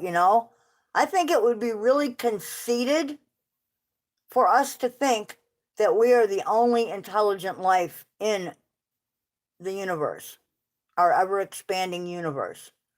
So, maybe there is life out there. It might be a different form of life, but it might be out there somewhere and we just haven't found it, or it hasn't found us. Or maybe it has and it sees what we've done to our planet and to each other, and it wants nothing to do with us. And in that case, I think it is probably far more intelligent than we are.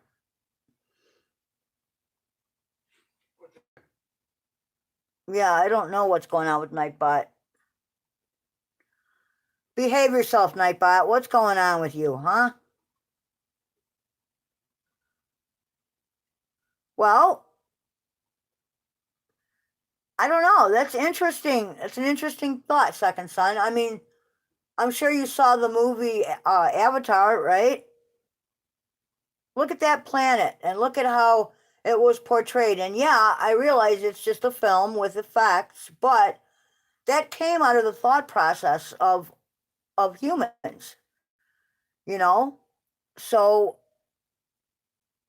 they just took a little license with what we already know, basically, that relationships between many plants and uh, many animals and plants and many insects and plants. And,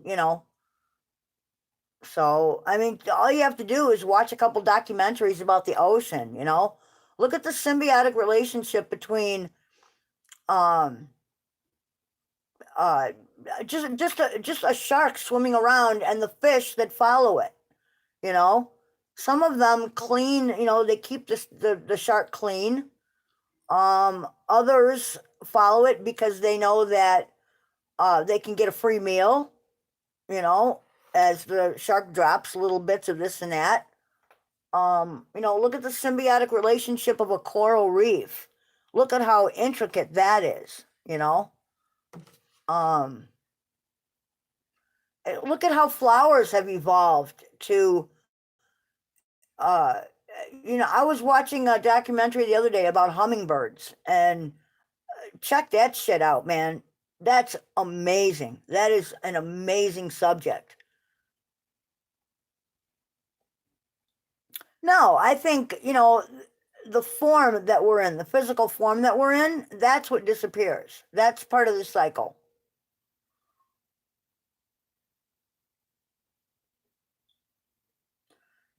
But the energy part of us, the consciousness, the I guess some people would call it the soul, that part might might live into eternity. We don't know.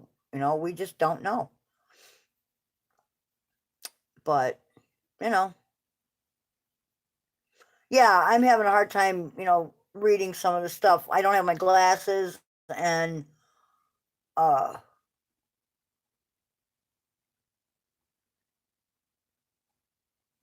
There you go. I what Spike said, I honestly think that, energy does not dissipate. It just changes form. So, when we pass, we change form. I mean, look at the cycle of life. Certain things die so we can eat, and then we die. And when we die and decompose, we feed other things. And it's just a cycle. It's a big cycle that, just keeps turning over and over and over and round and round, into infinity. And, you know,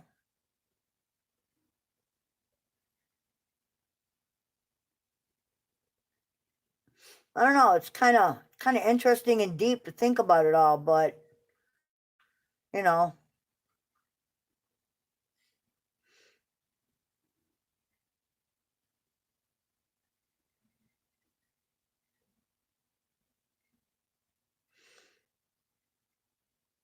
all right.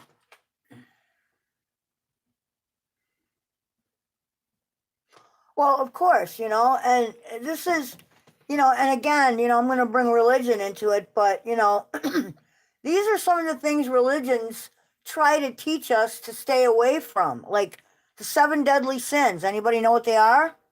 I'll bet some of you do, you know? And look at our world. Greed for money and power is going to be that will cause the extinction of our species eventually.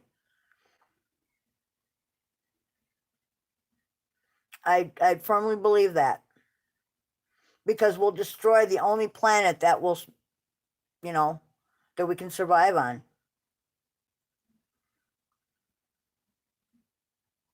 Well, no, of course not. Body doesn't necessarily, there are electrical impulses still, kind of coursing through you for a short time after you pass. And then, of course, there's also your muscles do weird things. Like, I've known a couple of people that are in the funeral industry, and they've actually had corpses sit up and, move, do strange things. And it freaks a lot of people out, but it's just part of how it all works.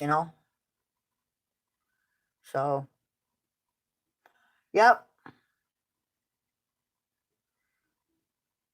yep, yep. And it's kind of and then of course there's the Ten Commandments, and all this. But I mean, these are just basic things that you know, and society has so conditioned us, in the opposite direction. It's just, you know, we're vain, we're greedy, we covet things, we kill each other. I mean, God, look at us, go to war, and you know, and the craziest thing is to go to war over religion. What the fuck is that? Yeah, gluttony. All these things. Yeah, I am absolutely not vain. I look like shit and I could care less. I am who I am. I am what I am. This is me on a bad day, and it is what it is.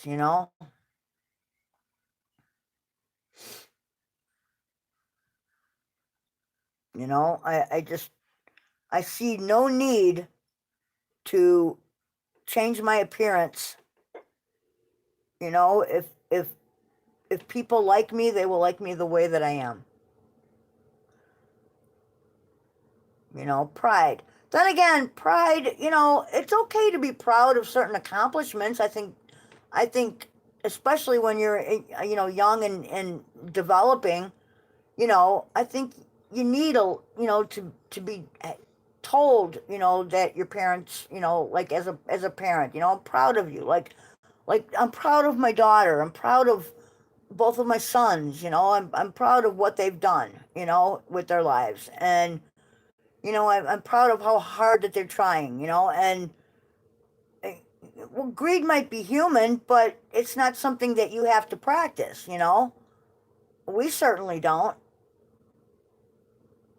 I think greed is terrible. Greed is a terrible thing because there's never an end to it. Notice how those who have the most don't know what enough is. Like, you know, like if I had like billions of, what the fuck am I going to do with billions and billions of dollars if I'm not using it to help others? That's just awful. You know, and envy, you know, I honestly do not envy billionaires. I actually kind of pity them because I don't think that they realize how much good they could really do.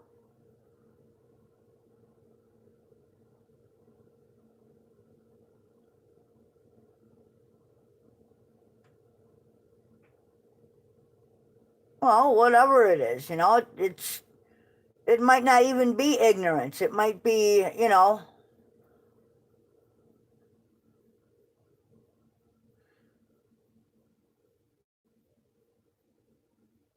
people are certainly not ignorant. If you're greedy and gluttonous and, you know, you have attained your power and your all your money through, you know, unethical means, you know, on the backs of others, you're certainly not ignorant of how you obtained all that, you know? So, you know, yeah, it's all human. It's all human. But the deal is to try to, you know, work toward the positive, not the negative, you know?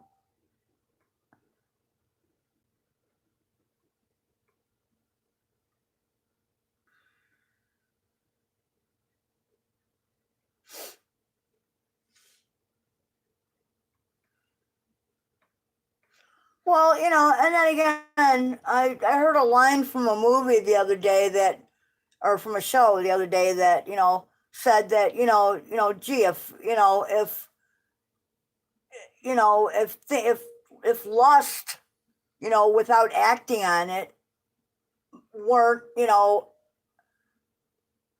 if that were, I forget how it went, but basically what it said was, you know, if that were, grounds for divorce, you know, the divorce rate would be higher than the average of 50%, which is where it sits. You know, I mean, just because you think someone else is good looking or whatever, you know, it doesn't mean you're going to act on that. It's when you actually act on those bad things, you know? We're all responsible for our own actions, you know? I mean, sometimes we don't get a say in what happens to us. That's certainly true of accidents, you know? But, you know, yeah, I mean, I think it's very important to love yourself because I honestly don't think you can have a meaningful, deep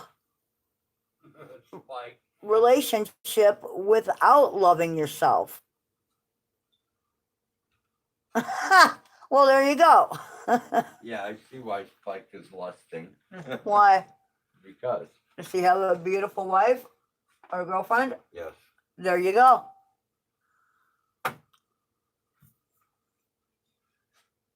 Why should we hate what comes up naturally for us? But a little young for me to say that about it.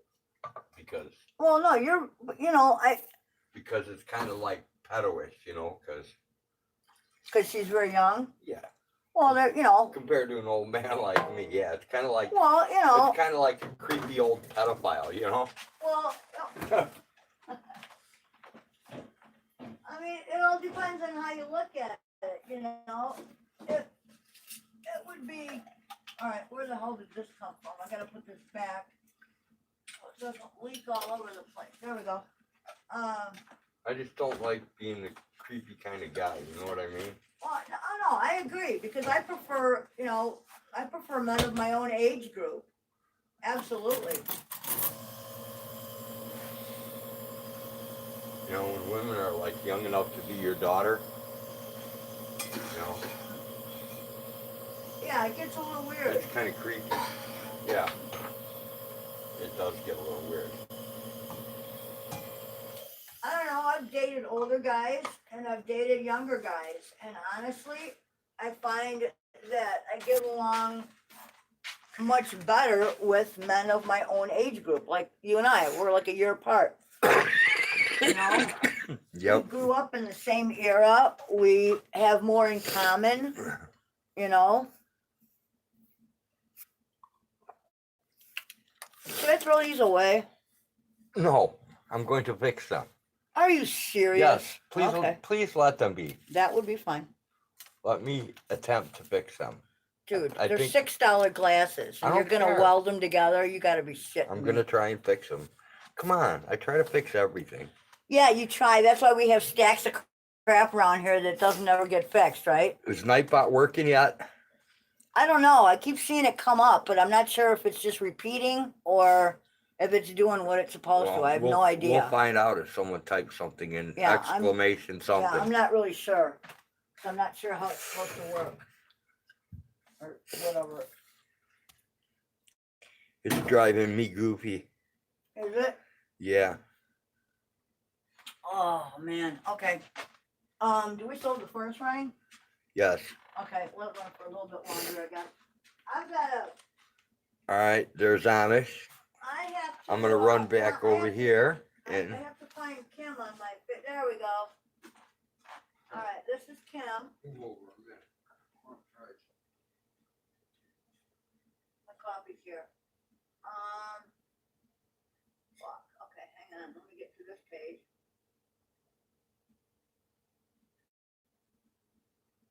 Okay, there was one more form here that I wanted to look for. There, garden form. Oh shit! I should not have done that.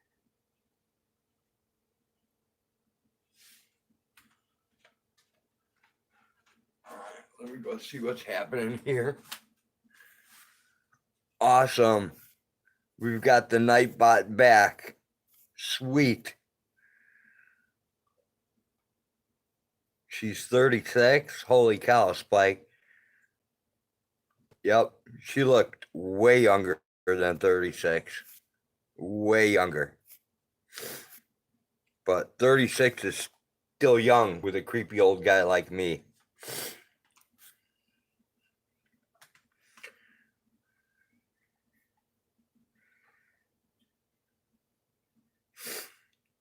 What's up, Huckleberry? I'll never forget the line from that one thing where the guy he couldn't put the other dude, Yeah. and his buddy goes, "Next time, give me the gun. I'm your Huckleberry." In other words, if he couldn't do it, he'd shoot him. He didn't care. Yep, got ya. I thought that was awesome. A person sick with the coronavirus in the Champaign hospital? Awesome, Huck. I should go down there.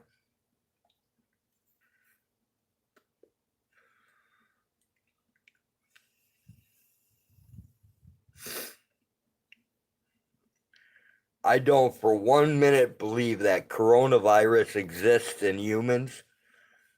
I mean, it's been a disease in dogs for over 20 years. I don't believe the government would have the epidemic is coming. I don't believe in it, dude. I seriously don't. I don't think that the government would spend the money to medicals so much easier.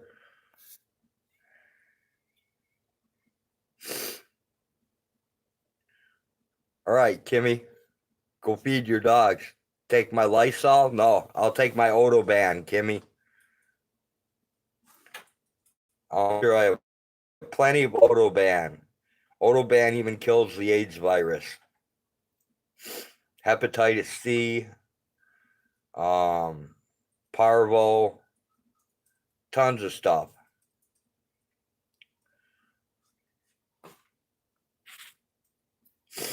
All right, now that it looks like Nightbot's finally working right, I think I can go close the other things on my computer.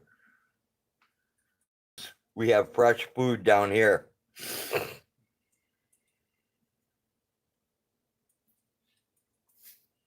Her town of 11 million has been on lockdown for over 2 weeks now.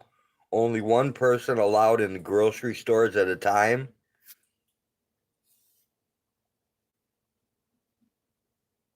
Is that over in China, I take it?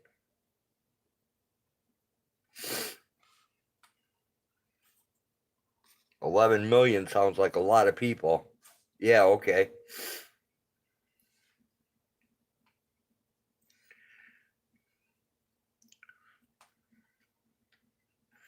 I wonder if it's some biological weapon created by the government and they're just calling it Corona.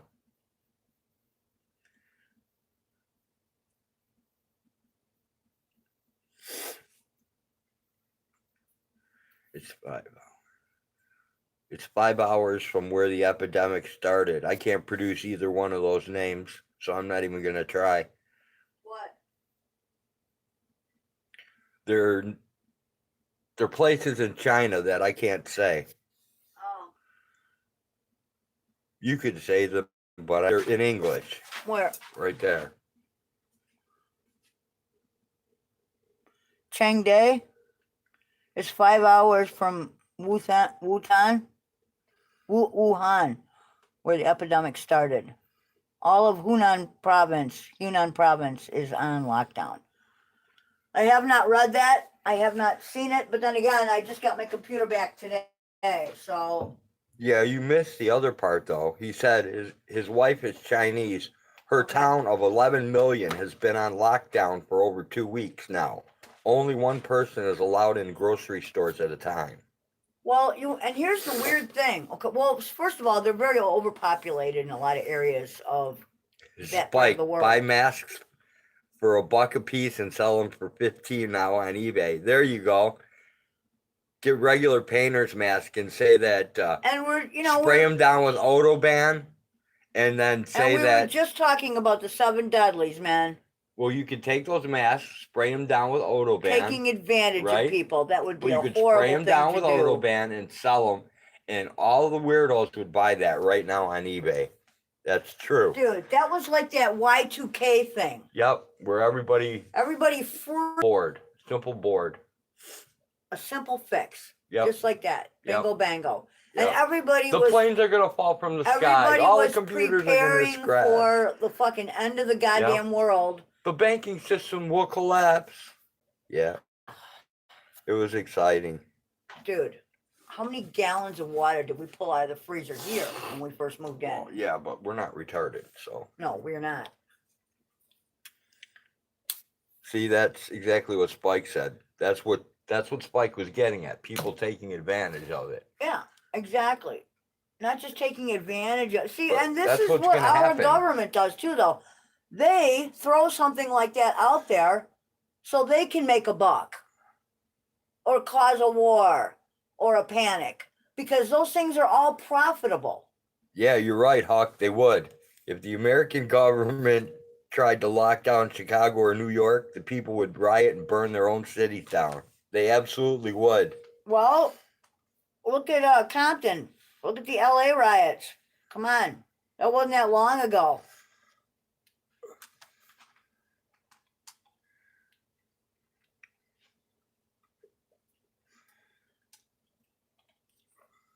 I mean, when I used to drive cross country, we were flat out told. Think about this, right? What? This coronavirus, or so-called, right? So-called. That we vaccinate our pets for. It starts in China, right? Everything starts there. The bird flu. But listen. All that shit. China overpopulates us, right? If they wanted to, theoretically, if China wanted to come here with ball-peen hammers and pitchforks, they could take over America. Just in sheer numbers. Just in sheer fucking intelligence, too. Well, and in sheer numbers. So We've been dumbed down to the So point that why- our fucking why public school wouldn't- system, Why wouldn't our government do teach some anything weird anymore. shit like that? our government would. Our government tests fucking shit on male blacks during, like, I've never what was that, understood the it 40s either, or Hawk. 50s? I've never understood that either. What? We riot and we burn down our own shit. Yeah, but that usually goes on in urban areas where, I'm just saying, you know, it's a weird thing, you know, because usually you riot and you burn someone else's shit down. out here we just buy ammunition. You Right? know? We just, stack the freezer and burn it, buy more ammunition. When they thought of, I was never going to do if that. every American had a gun, each person would have to shot 10 Chinese for us to win a war. That's why we'll never attack them. Exactly. Did you know they spent $500 billion or so? We did not have issues at 2000. There was a programming glitch, but the scaremongers cashed in as usual. Oh, the Yep. Y2K thing? Yep, exactly. Dude, everybody cashed in. You could buy those fucking DIY kits with the MREs and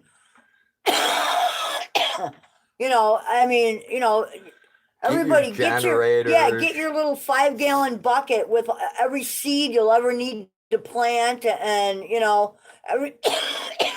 everybody was digging holes in their backyards and burying like tanks and containers and fucking thinking that was going to save them in case of a nuclear crisis or Kimmy whatever. said her mom was stocking water and canned goods. Dude, the guy that lived here did the same shit, man. He was all freaked out.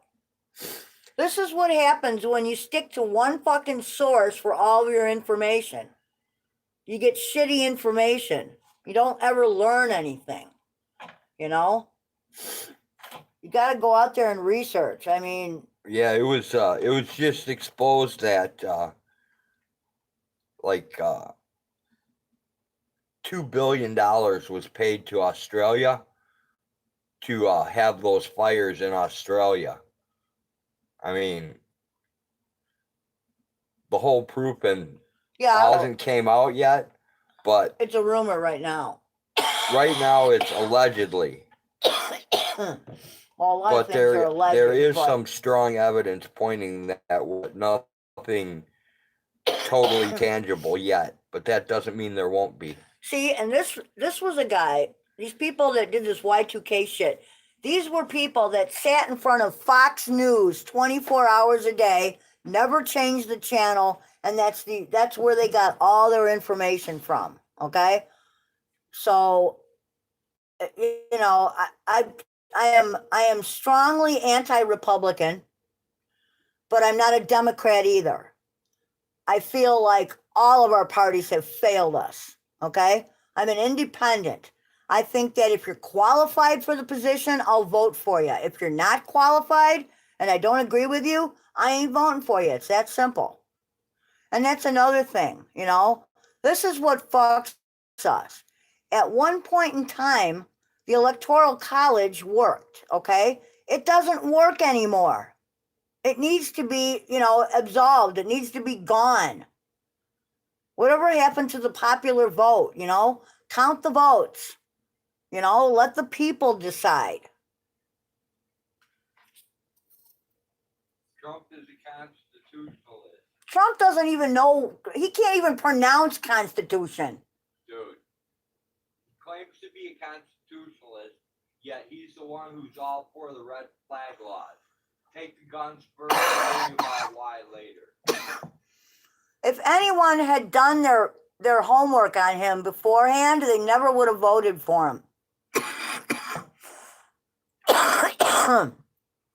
I mean, let's face it. Number one, you can't run a country like a business. A country is an ever-changing, evolving thing, okay? It is not a business. You can't run it like a business. But even if you could, okay, even if that were the way to go, wouldn't you actually choose a successful businessman? I know I'd want someone in there that didn't ever declare bankruptcy or, was afraid to show his taxes or, uh, you know, wasn't someone that American banks wouldn't lend money to. I mean, It surprises me that people still back him. it surprises me that anyone backs him at all. We have become this country of people with short attention spans who want something shiny. That's what we want. It's got to have star power. How the fuck did Ronald Reagan ever become a politician?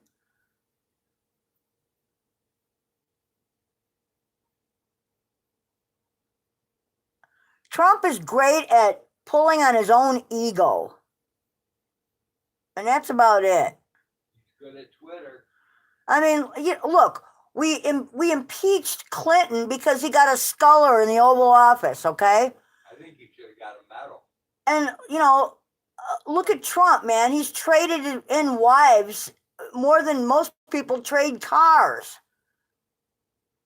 And that's okay, though, And the shit he says about his own daughter, man, that creeps me out, And that's perfectly okay.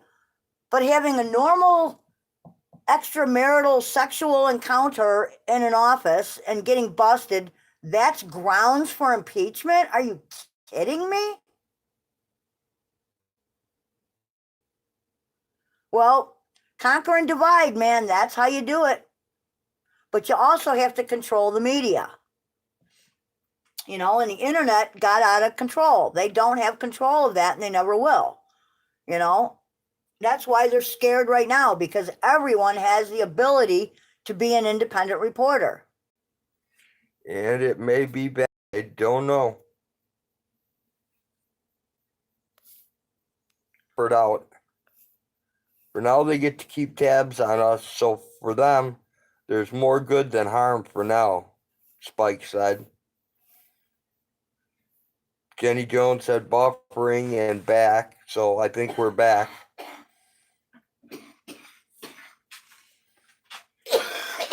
Well, we don't exactly have the world's best internet here. No, we have crappy internet. But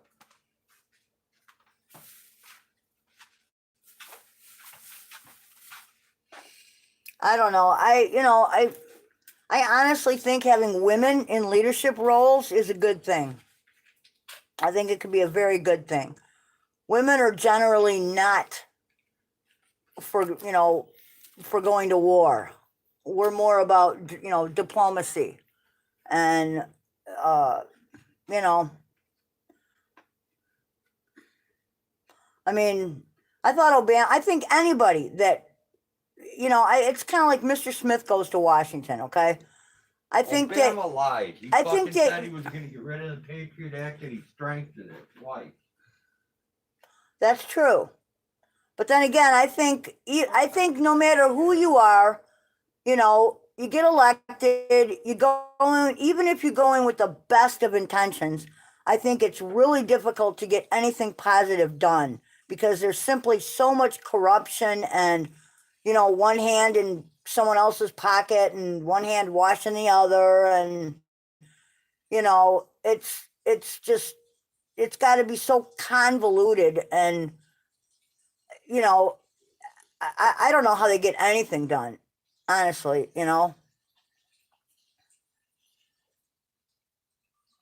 I mean, it's easy to see how you could, tear down a democratic republic. It's not that tricky,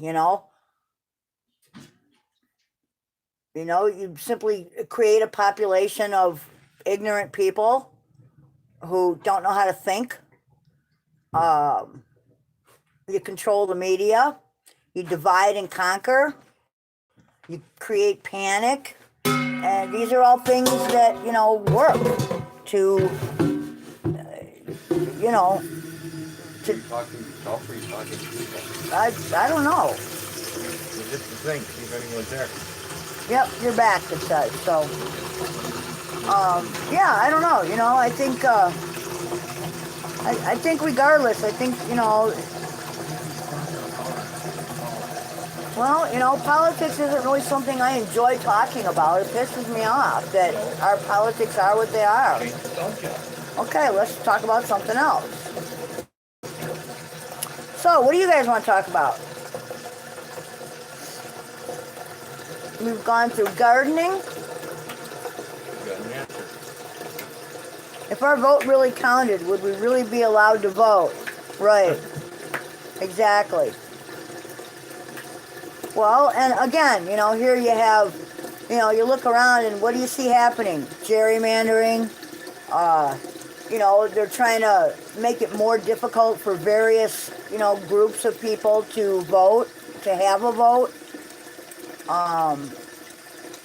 You know, yeah, they try everything in the world, you know, to make it more impossible for an actual good count, you know, for everyone's vote to count. So In case anybody wants to know what I'm doing with this big pot of water, I'm that's how we flushing the flush our toilet, because we don't have the innards to it. The float thing broke.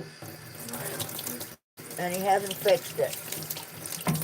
We have so much to do. We have to rewire the thermostat. Well, my mother used to be an election judge many, many moons ago. And I'm not really sure what she did, except it wasn't that difficult back in the day to vote. You know, you went in, you showed your little voting card, and you voted, you know? I don't know. That was back in the day when I was still a kid, you know, so.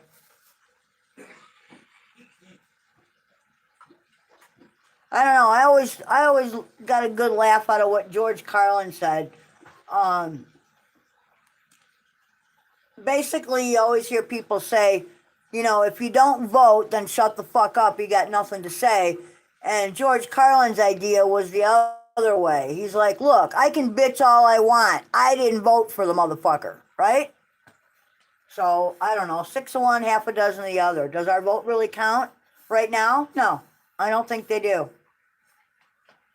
It's a farce, you know? Especially with the Electoral College still in place, you know? Like I said, at one point in time, it worked, you know? But now, you know, with populations changing and demographics changing and, you know, logistics, it doesn't work. It simply doesn't work anymore. It needs to be abolished. You know, I would love it if, you know, we could just vote and they would actually. Well, and that's another thing. Everything has gone, to technology. How do we know, you know, that the machines are actually counting our votes the proper way? And, you know, I mean, you know, who's in charge of all this shit? And how do we know everything is on the up and up? We don't. You know, flat out, we don't. I mean, how many times does, you know, some reporter, you know, uncover the fact that X, and you're thinking, well, what the fuck? Who's in charge of this shit, you know?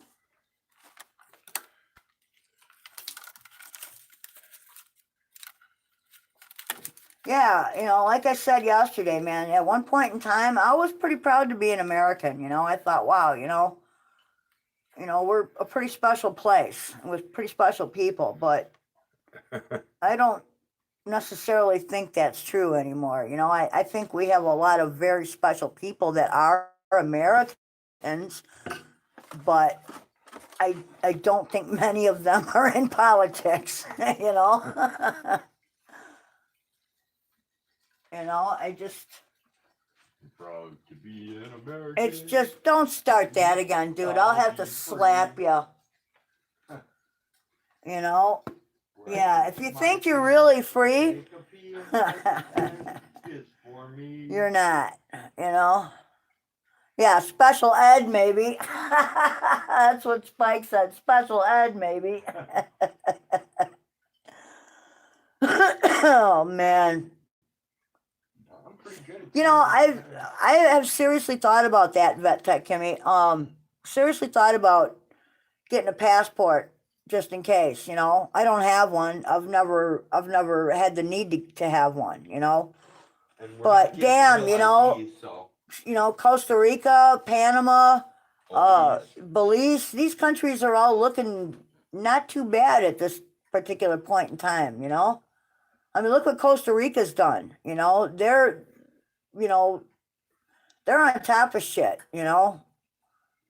I mean, every country in the world has, its issues. But, you know, I mean, when you look at what various power structures in various countries are doing for their people, and for their countries, we start to look pretty shameful, especially given our history, what we've done. I mean, come on, manifest destiny. We ran across this fucking continent just raping and pillaging, and you know we caused genocide. I mean, flat out. We eliminated entire tribes of people, human beings. That's fucking sad. And for what?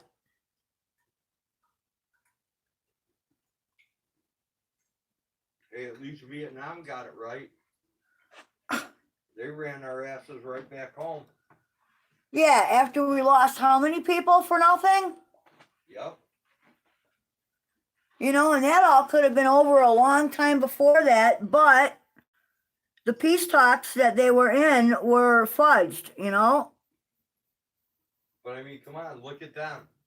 They didn't have shit for weapons. They were No, no, they didn't have shit for weapons. But they were smarter. They knew their home terrain. We didn't. Right. So it just goes to show you what a small handful of people can do. Oh, yeah.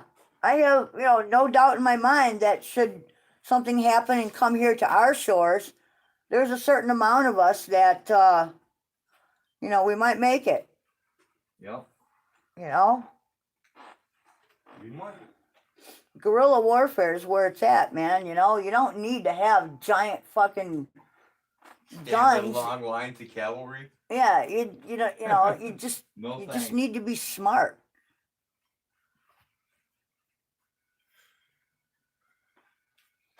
I don't know. I mean, I certainly hope something like that never happens, Be but a revolution.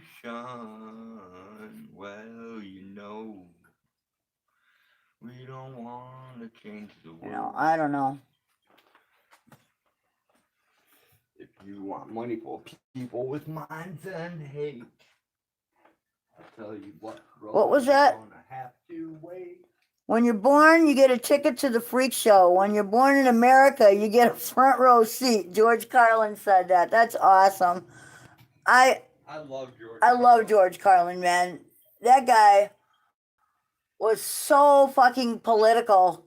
And, and that was back in the day when that was not a cool thing to do, And, yeah, I mean, some of the shit he said was just, oh, my God. That day he got off that stool and ran around in a circle yelling boogers and snots made me laugh for an hour and a half straight. Yeah, and you don't laugh at normal comedy, Dude, that was the most hilarious thing I ever saw in my life. I mean, yeah, some of the shit he said was just, like when they were talking about the end of the world or something. Oh, I forget what it was about. Robin Williams was another one. Robin Williams was hilarious too. Good morning, Vietnam. But yeah, I just always loved George Carlin because he was everything he said was so right on the money,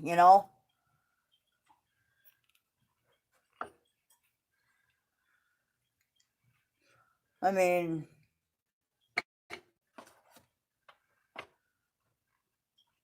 there's a lot of good comedians out today, but I think you have a hard time topping George Carlin, really, honestly. Well, what do you think? Do you think we should abandon our live stream for today? And then think about, what was that one guy's name? The guy who insulted everyone. He was on Johnny Carson many times. Andrew Dice Clay? No. He was That's the only he was an guy. ugly little guy. Ugly, they're all ugly. God, I can't think of his name. It's on the tip of my tongue. Look He at that. insulted everyone. Maybe someone will help That you was out. his humor, and he was awesome. Second chat. People today would not be able to deal with him. I don't know. I don't know comedians. It was like George Rickley or what the fuck was his name? It's driving me insane now.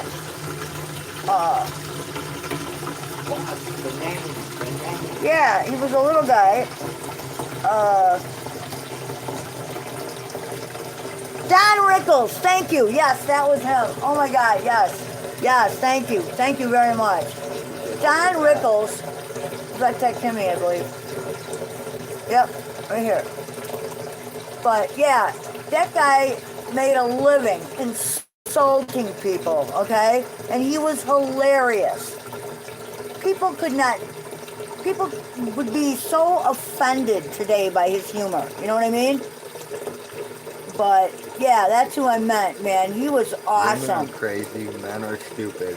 And the main reason women are crazy is that the men are stupid. See? George Carlin was on the money. That was great. Thank you. That was awesome. Thank you, Johnny. Yeah, thank you. Yep, Kimmy and Spike both got it. Oh, yeah. Yeah. Yeah, Don Rickles was... Nah, keep going.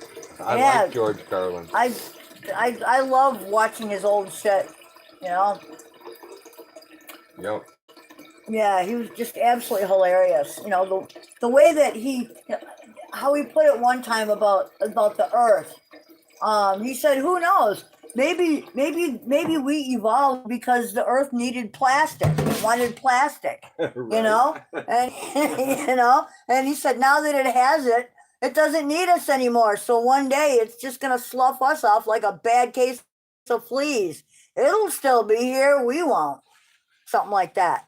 But yeah, he was always so on the money, man, you know, and he made you laugh while he was telling the truth, you know, telling it like it is. And I always loved that, you know.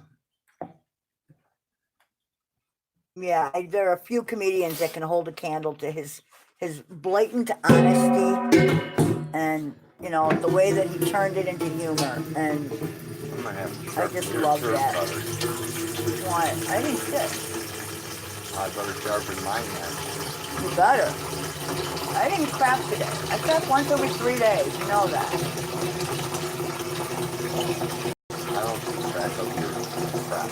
No, I do.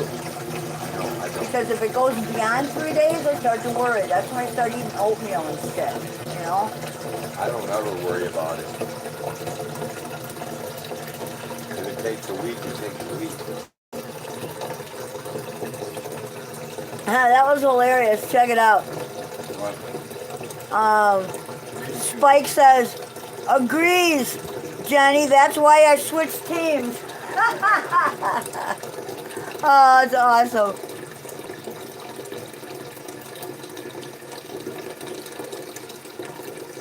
Yeah, when we get to that fourth one right there, Amish, we got problems, you know? What's the fourth one? He's got 4 little turd things, Oh, turd icons, or emojis, whatever you call them. 4 poops? Yeah, Awesome. yeah, once we get to that fourth one, it's time to eat some oatmeal. It's time to run something rough through the old pipes and get them working again, you know? Oh, I think maybe tonight I'll play with Nighbot and get it. Hey, does anybody know, other than that chocolate crap, that, oh, speaking of, I got a story for you guys really quick here, okay? Oh, God. Oh, this is great. Okay, this is why our motto is never fall asleep before we do. I know what this is. Okay. So, Which one should we go with? Let's go with the Davy Doolittle one. Okay. So, Bertie P knows this one too. She was there. So we had this dude hanging with us. He was young and didn't have a place to go really, and he did help. I will admit, he was helpful. Yeah. You know, He was a body piercer. he was a body piercer. He pierced my navel. He pierced the kids. I think he did Drew's tongue, didn't he? Yeah, he did their tongue. Yeah, but anyway, yeah, he didn't. He didn't have family, and so he hung with us, and he tended to like way overdo it on the drinking, and it started to kind of get to us after a while, and so one day, No, it was him when he would sit outside and he'd go, "I need a joint." Remember that? oh, when he would always He would bug the kids for weed and shit. Yeah. I need a joint. I'm So, gonna die. No, yeah, but he had a different way of saying it. Yeah. Smoke me up. Wasn't that it? Something like that. Hey, smoke me up, man. Smoke me up. I need some weed. Instead of buying his own, right? So anyway, Rode decided to make chocolate covered pretzels. So we got like a giant bag at I don't know, Walmart or somewhere of those little pretzels, and he melted a bunch of chocolate and we made a bunch of chocolate covered pretzels, and they were awesome. But he made a special batch. Can you guess what was on X-Lax? And so he was just, we gave him a bag of them, and we were like, "Here, dude, have your own," right? Yeah, we made everybody their own. Yeah, we made everybody their own bag. So we gave him his little bag of pretzels, and he was mowing them and just mowing them and drinking beer and mowing them and drinking. And for like a week straight, he had the screaming shits. It was hilarious. And he kept telling us, "Man, I gotta switch beer brands. This beer is giving me the shits." And he kept buying the same cheap beer. It was hilarious. So yeah, we did that. We actually did something a little worse once. But this was totally called for. So this dude, he's an ex-cop, okay? He comes Oh my God. He comes to stay with us. He got a divorce. His wife took him to the cleaners because he's a dumbass, okay? He's a dick. And he's a total stroke on top of it, okay? So he comes to stay with us, brings his dogs, which we're cool with, right? And so, we opened our home, gave him a place to stay with his dogs and shit and everything. And all we asked him to do, was, hey, while you're getting your shit back together, no big deal. Just, give us a hand. Feed dogs, pick up shit, do whatever, pay for groceries, whatever. I don't care, I don't ask for much. So he goes shopping with me one day, and he starts throwing name brand shit in the cart, and I'm going, "Dude, we buy generic because that's not our budget." And he goes, "Oh, don't worry, I'll give you money when we get to the register." And I'm thinking, okay, So we get to the register. He's got like $200 worth of brand name food in the cart. He hands me $20. $20 to cover all that. So I just bought it, it ate into our shit and into our budget, but I didn't really say anything, and yeah, so Rode made spaghetti for dinner. Oh, yes way, Johnny. And on top of it, instead of helping with like cleaning up the animals and shit, our kids had snakes, so we raised fancy rats to feed the pinkies to the snakes, right? So he kept going, "Man, those rat cages stink. Somebody should clean them." Instead of offering to help, he would just keep noting how they smelled. Well, yeah, rats reek, after a while. They just do.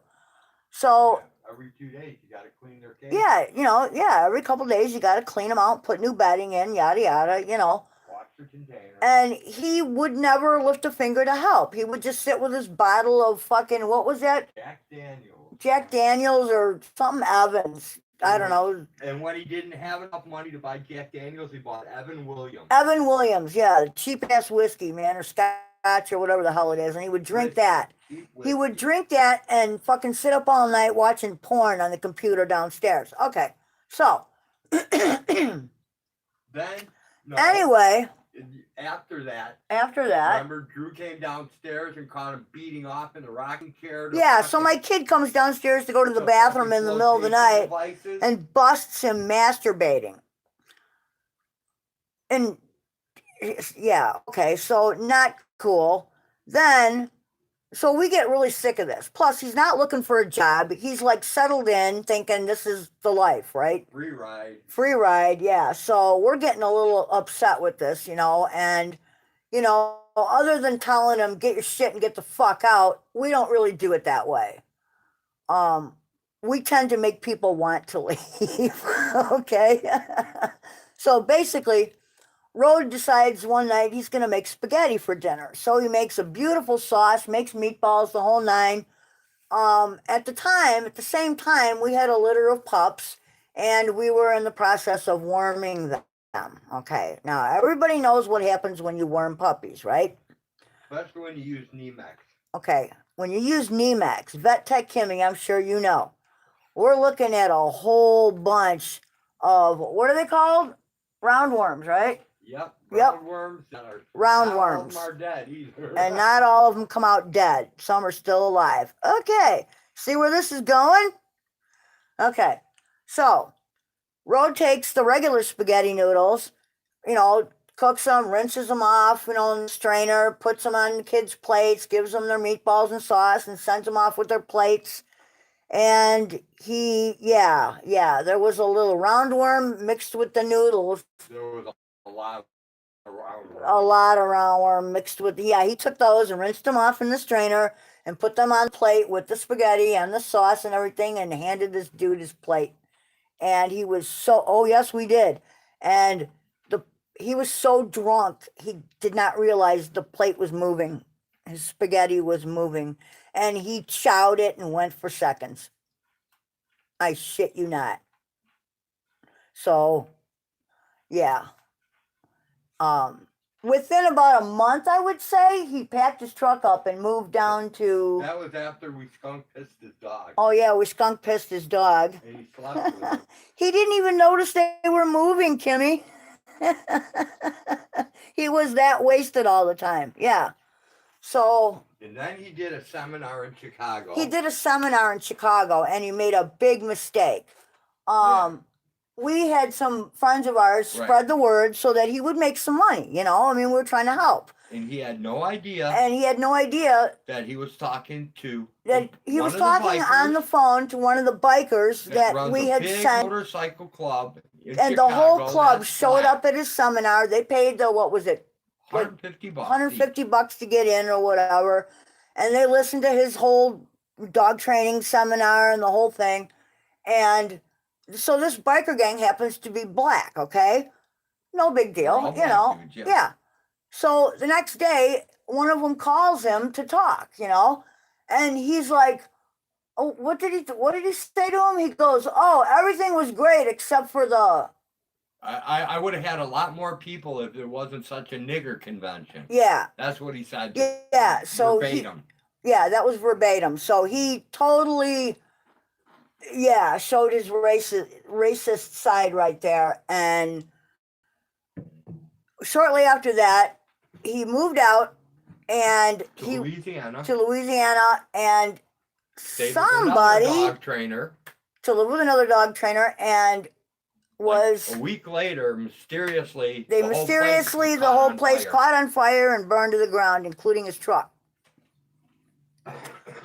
So this is what happens when you're not nice to people, I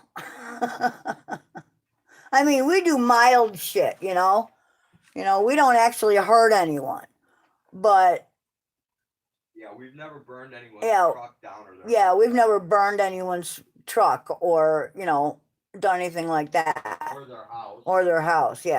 So exactly, Johnny, karma. That was karma hitting him right back. And boy, did she work fast. Karma sometimes takes a while, but she was on top of that one, let me tell you. Yeah, he made like almost 4,000. Yeah, he made big money on that seminar, and he wouldn't have had all those people if we hadn't spread the word and gotten all those people to attend. If you know, remember, Chuck worked for him all day. yeah, and my kid worked for him all day. Paid him $20. Gave him $20. You know, what a cheapskate. The guy walked away with like 4 or 5 grand in his pocket, and he gives my kid $20. Oh, I'm a big believer in karma, you know. I'm a big believer in karma, you know.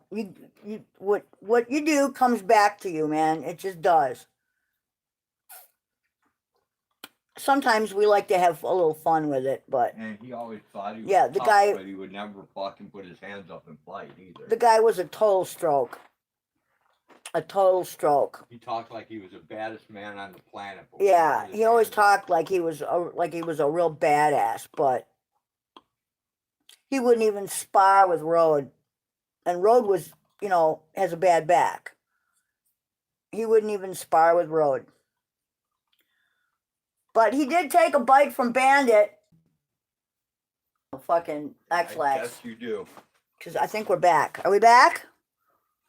We might be ripping. We might be ripping. Anyway. You give away too many secrets. Oh, I just think some of the shit we've done in our, you know, when we were younger was a lot of fun, man. You know. Bad. We did. We had a lot of fun. We really did. Yes, I was quite the evil person.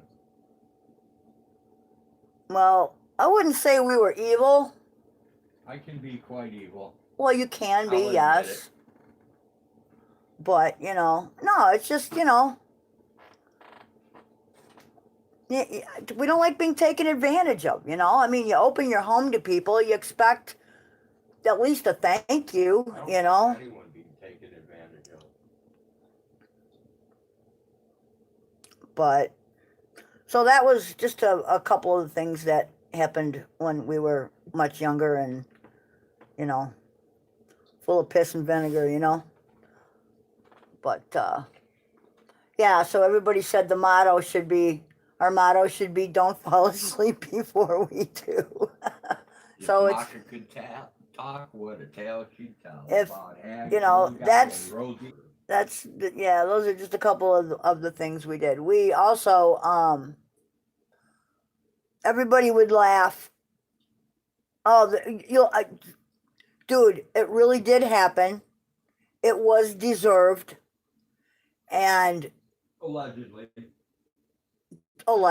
yeah, you could say allegedly if you like. The Burger King story is even better though. Burger King? That's funnier. Which one? The possum. Oh, but you did that when you were young with your buddies. Yeah. So him and his buddies like get done drinking one night, right? And they go through a Burger King drive up and they get to the thing and they order and, you know, they place their order and they say, thank you, please pull up to the first window, you know, to pay or whatever, right? No, that was when Burger King only had one window. Okay, well, they only had one window, whatever. Well, if you want to tell a story, you tell it. No, I'm just telling you that. Okay, so anyway, they pull up to the window and the chick opens the window, right? And they throw a live possum in at her. And the whole Burger King just goes apeshit crazy because now there's this live possum running around in there. And I don't know who was panicking more, the possum or the people. It was hilarious. Because possums don't, you know, they don't do anything. They don't hurt. Yeah, they just hiss and people. Yeah, they just hiss and look mean, you know. And that's why they call it playing possum, because when they're really panicked, they play dead. But yeah, so that's one of the things he did when he was younger. Gosh, I had such a boring youth compared to him, let me tell you.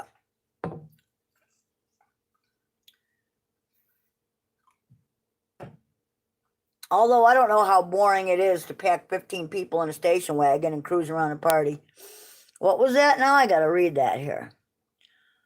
I like it. Unfortunately, the whack jobs seem to get the most exposure. Look at all the South Cal auditors. They are down to earth. That's what most people are like. Lots of chill, live and let live attitude. That's pretty much how we are, you know. We're like, live and let live, man, you know, but on the other hand, I don't know, man. Every once in a while, karma just needs just a little tap in the right direction, you know? Yeah, sometimes you gotta So, go on. yeah, sometimes you scared a possum. Yeah. That's what Vet Tech Kimmy says. You scared a possum. Shame on you. But I also kill them here too. Yeah, catch 'em- well, we have catch so 'em by- many. I catch them by the tail and kill them here, so I'm a possum killer. I admit I did chase a possum around the milk house once with a sledgehammer. I had to. It kept getting into. A long time ago, I lived on a dairy farm. We had 80 head of Holstein and 800 acres that we farmed, right? So in the milk house, there was this little propane heater to keep everything from freezing in the winter. And every morning I would go in there and I would have to turn the heat up and open the little thing to make sure that the little pilot was still on. So I open up this little thing and all I see in there are these big yellow teeth looking at me. And I was like, what the? And so I bang on this little heater thing on the side and this big possum comes running out the back, right? So it's running around in circles inside the milk house and we can't have that in there. We're a grade A dairy farm, right? Yeah, so I ended up chasing that thing around. He didn't feel a thing, believe me. But, oh, yeah, some of the things we've done have been pretty funny. Acting again. Oh, there we are. Yeah, we're ripping. Even our kids, though, you know, they were great at practical jokes. They would have parties and everybody would crash at our place. No, they wouldn't have a party. Boss would have a party. No, I'm talking about when we were on County Line. Oh, okay. Remember Drew had that party? Yeah. Yeah. Okay.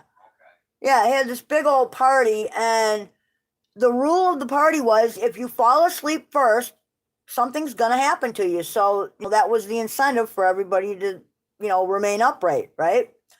So they're all partying and stuff and everything and having a good time. And so Rode and I are sitting up downstairs in the morning having coffee, and one of the kids, one of our son's friends, comes downstairs to use the bathroom, and he's in there, and all of a sudden you hear, "Holy shit!"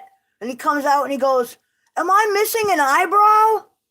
And we looked at him and started cracking up. Yep, he must have fallen asleep. He must have fell asleep first. They shaved one of his eyebrows off. So yeah, that's the kind of shit that our kids learn to do. And Paul, he had those fucking dicks all over his face that drew with that magic marker. Oh yeah, indelible magic marker is a great thing too. Yeah, they drew penises all over this other kid's face while he was sleeping. What else did? Oh, they used Kim's nail polish and makeup on some of the other ones. Yep. And that time they put that Kim's life-size Barbie doll next to him. Oh yeah, remember those life-size Barbie dolls where you could like make them up and do their hair and shit? So our daughter had one of them, and they stripped it down, put it in bed with one of our son's friends, and took Polaroids. That was back in the day when, you take a Polaroid, get an instant picture, right? But he'd buy it back from him for $5 a piece. So I guess you could say our kids were evil little bastards too, but we did have fun. We did have a lot of fun when they were young. Yes.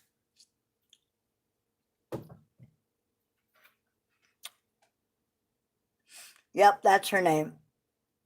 We call her Birdie P. Or Scrode. But yep, she's a Kim. She's absolute. She's a gorgeous girl. She's got a wonderful personality. She's bipolar, but I'm talking like, as a, she's got a huge heart. She's just generous to a fault and just a wonderful person, wonderful mother. And how many guys has she been with that she hasn't beat the hell out of? Well, One?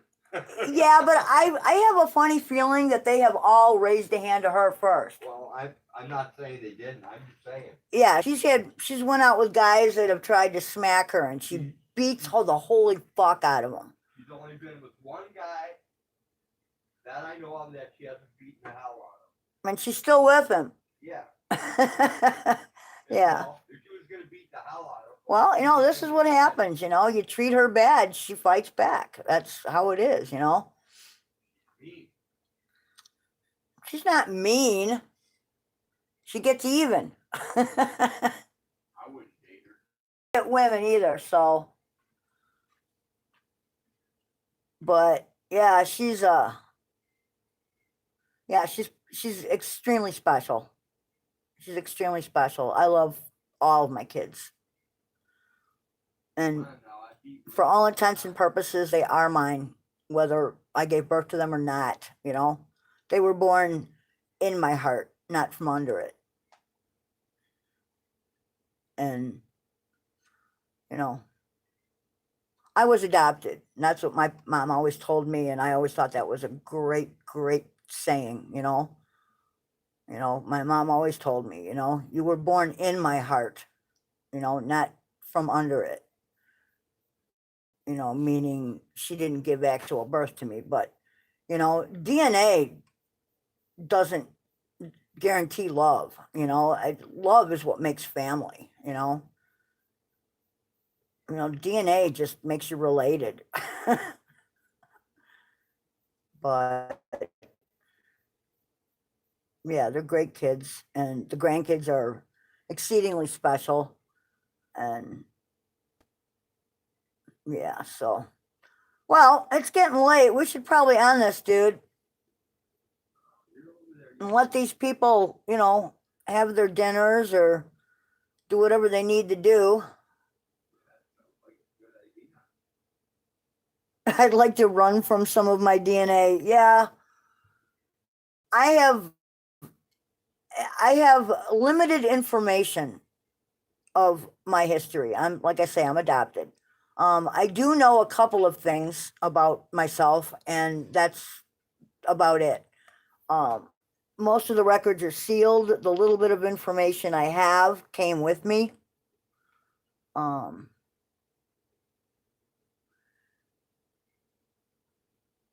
And the parents that I had were the parents I had. They were my parents, and I had absolutely no desire to open up any can of worms by, unsealing records and looking through shit. They're not going to be, the records aren't going to be true anyway. The record, yeah, my records aren't going to be true anyway. It's given the time frame and where I come from genetically, it